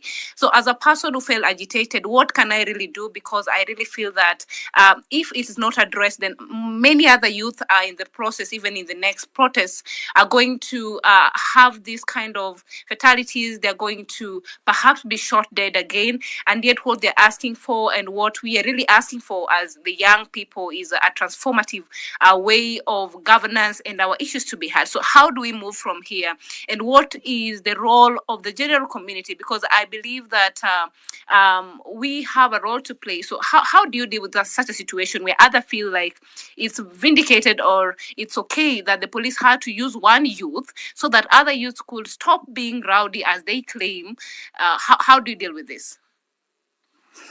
Thank you so much, Tabitha. Maybe Benji can go and then Dr. will answer those questions. Benji, over to you. Much obliged. Thank you, everybody. Thanks, Dr. Miguna, my friend. I just want to express my deep disappointment. Is it talking really much? Nobody's speaking. No, Benji is speaking, but I think somebody is tampering with your mic as the host. But you cannot drop, because if you drop, you're gonna the whole space is gonna drop. He is indeed speaking. I'll text you what you can do. But Benji, please proceed. Yes, madam. I was just saying that I'm deeply disappointed and, to be honest, extremely concerned. Here is a country in a deep crisis of the president's own making. We have now, for more than 2 weeks, just been completely inside of a revolution. We are on international news in every channel. Al Jazeera have done a documentary. Unarmed youth are being shot. Parliament has been banned. The Chief Justice's office has been banned. Ruto gave an interview yesterday. It is now 24 hours. Ruto seems paralyzed and trapped. I don't understand what his problem is, because it is obvious even to a child that from the beginning we had issues at vetting of the cabinet, at selection of such nominated parliamentarians as Karen Nyamu. The finance bill, even from things like not just adding taxes on pampers and whatnot, but even adding taxes on wheelchairs. You know, Ruto pretty much doubled the price of gasoline. The G2G model was actually my initial suggestion at TV47. I just don't understand. Is Ruto under siege himself? Because 24 hours later, he's literally unable to say, okay, Njuguna Ndungu drafted this thing. We obviously have issues with Mithika Linturi because of the fertilizer, etc., etc., etc. What is the problem? Why can't he do anything at all? Maybe Miguna can help. And I'm sure Dr. Miguna will explain that this is impunity. But especially for those of us who supported him, because this was not the agreement. This is not why we helped the deputy president then. So this is just a concern I wanted to express. And then secondly, the behavior of the police. And maybe if I could just, I'm able to get a lot of, sourcing and whatnot. So it's very difficult now to massacre Kenyans. So this is actually, last week was the safest. To take an action and get, a proper regime change in effect. It's very difficult to massacre. The Pope has called, the UN has written, Anthony Blinken has written. This is like everything he had cultivated on this image has just been lost overnight. So to massacre is very difficult. Maybe lastly, the last concern I would like to especially express to constitutional lawyers like Miguna and just people who are active citizens out here like myself and others, Cheretich and whatnot, is if he goes, which it looks like he will, let us really have a strong voice to avoid confusion, to avoid opportunism. Because what happened in Sudan, then you have a transitional, task force of sorts, then it fights with itself, then the military has to take it, then the military starts having divisions, etc. So let's put some thought into that so that then the transitional instrument gives us an opportunity to start afresh. We have problems at every level, but the good news is that they're solvable problems. Those of us who've been activists for a long time, we've been talking this language for years. Miguna's been talking this language for years, certainly myself. You can just go and search tweets and see. And so just to see the whole country on this page, and I have a Somali neighbor who's in the demos tomorrow. Actually, let me put it this way. I don't know anyone who is not going to demonstrations. And it just feels like we're living in another world. And the president brought this upon himself. He is still, I don't know, is he under siege?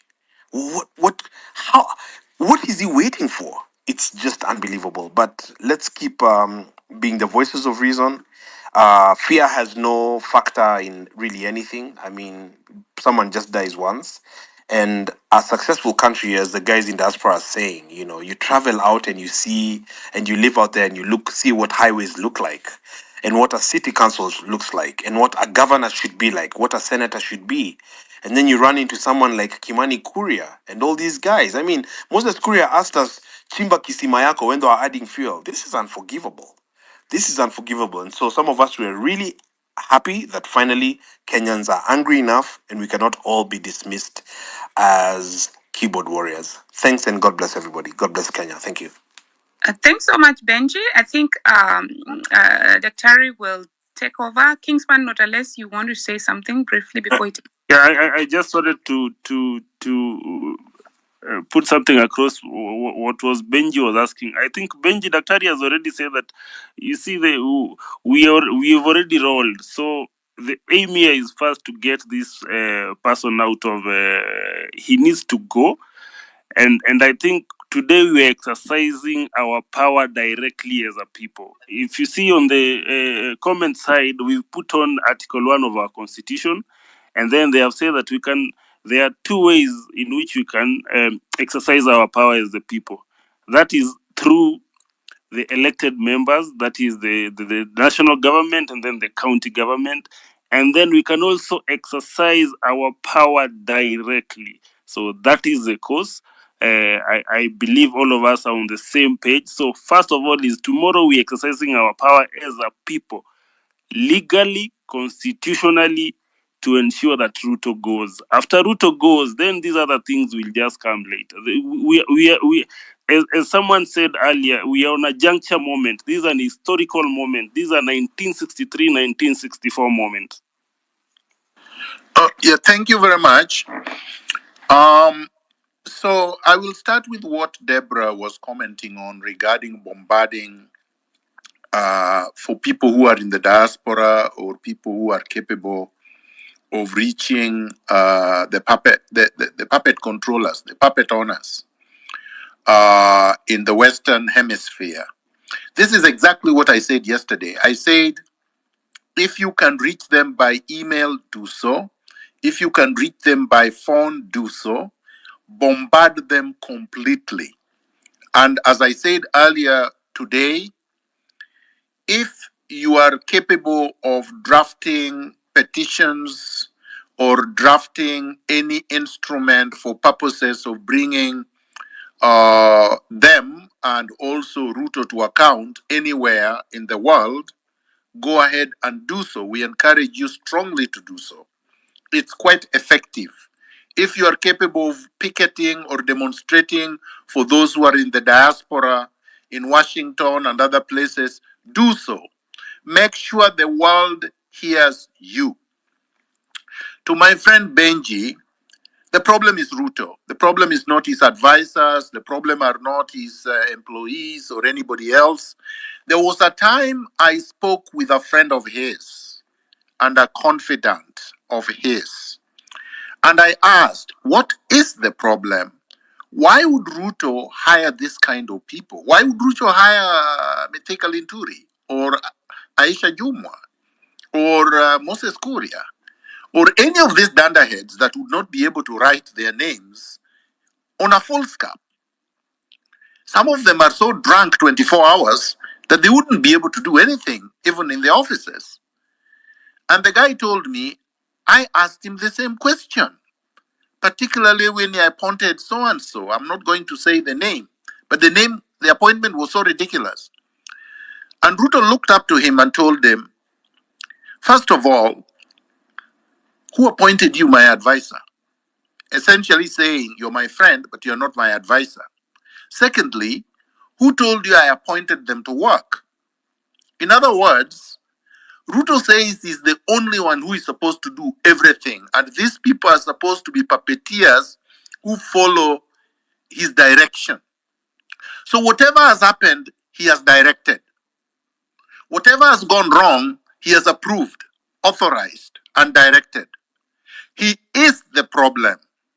He thinks he knows everything and he knows what. He thinks that Kenya is a chicken coop that he can micromanage. A country is too big, too complex to be micromanaged by an individual who does not know his left from his right to begin with. Being eloquent is not knowledge, and we must disabuse him of this. A country, even if you are the most intelligent, you wouldn't have enough hours to be able to dispense your knowledge on every sector in every sphere. So Ruto is the problem. And then the regime he put in place must fall with him because he brought them up and they have failed us. So I believe I'm answering Benji in a way that we are dealing with a psychopath. We are dealing with I wouldn't even call him a demagogue. He's worse than a demagogue. There is no English word to describe Ruto right now. He has metamorphosed into something too dangerous, too complicated to be understood even by Ruto himself, as we could see when he was being interviewed. So we are past redemption. We are into reconstruction, replacement, and punishment. Unless he decides on his own just to go into exile, in which case we can also bring him back. But as it is right now, he should resign, apologize to the Kenyan people, and maybe we may forgive him after he has brought back all the money that he has looted. But there should be no reverse gear. We are moving forward. Ruto has violated so many provisions of the Constitution, starting with the Chapter 6, integrity.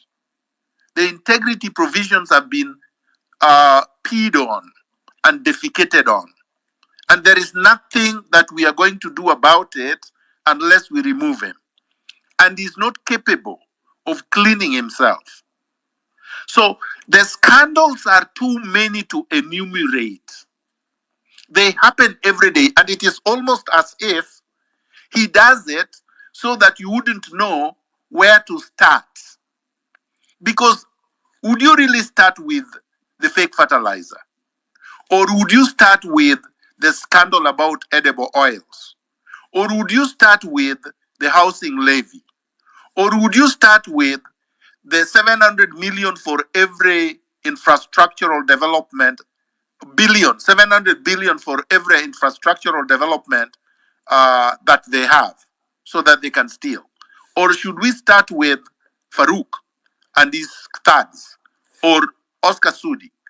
What is it? There are too many to enumerate. His foreign policy is in complete chaos. He's the only African leader supporting the genocide in Palestine. Like, that's just not forgivable. He's the only one supporting the genocide in Sudan.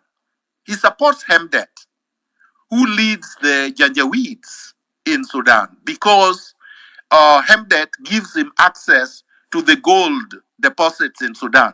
I mean, we can go on and on. Ruto is irredeemable.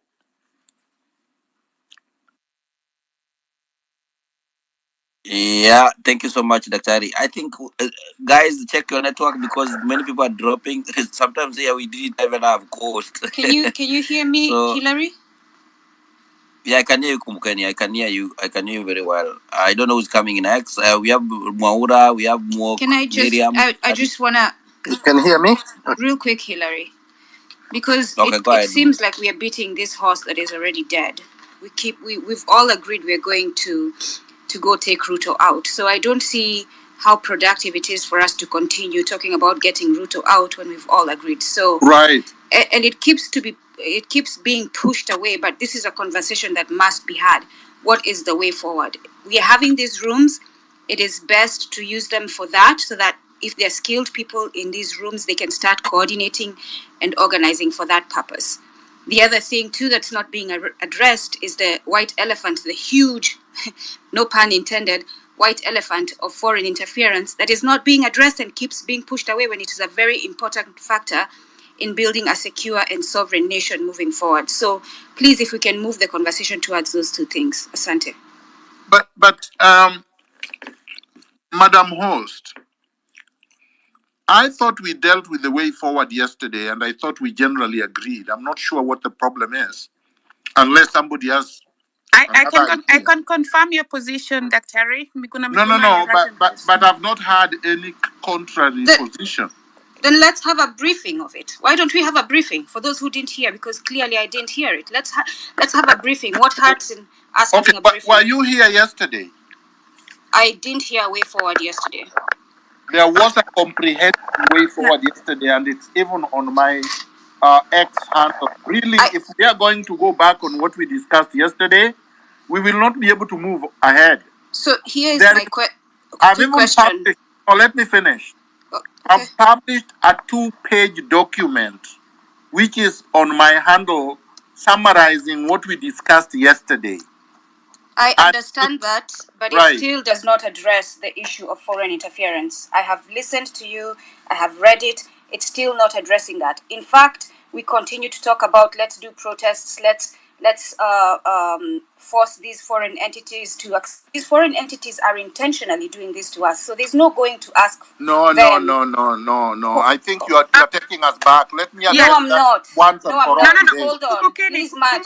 Kumbukeni, no. With all due respect, thank you, Hillary, for taking charge. Let us not divert. If you want to talk about foreign interference completely, we can have a space for that. Miguna was invited for this, and let's keep to the topic. I know that the people who have different agendas, and they want to push them at all cost, this is not the place for it. Create a space, invite us, we're going to come to discuss that topic, in accordance to our priorities also. That was an issue that was also raised here yesterday. Dr. Miguna talked about it. And yesterday, the space was exclusively about the way forward, which Dr. Miguna actually intensively explained and has, as he says now, also put up documentation. If you have other agendas to all the speakers here that you want to fuel, please go ahead. It's a free world. Just don't do it in this space. Now, Madge, yes. Madge, let me put that question to rest. And I'm sorry we have to do it, but we're going to do some of these things over and over again. You're not going to address foreign intervention or foreign interference if you're not in charge of your government. If the foreigners have captured your government and it becomes their puppet, the only recourse you have as an intelligent human being is to replace the puppet. You are not going to be able to deal with a foreigner you have no access to that is interfering with a third party you have control over. You deal with the agent or your employee you have control over. You fire him or her. And that's what we are doing. The moment we fire Ruto, which is what we are doing tomorrow, then that foreign interest or the interference will end. Because then we make sure that we don't get it anymore. We deal with the issues. The logistics of dealing with management of our foreign affairs or dealing with affairs of state will be dealt with by the National Transitional Authority together with the public and everybody else. So let's not get into these other side issues. The main issue is removing Ruto.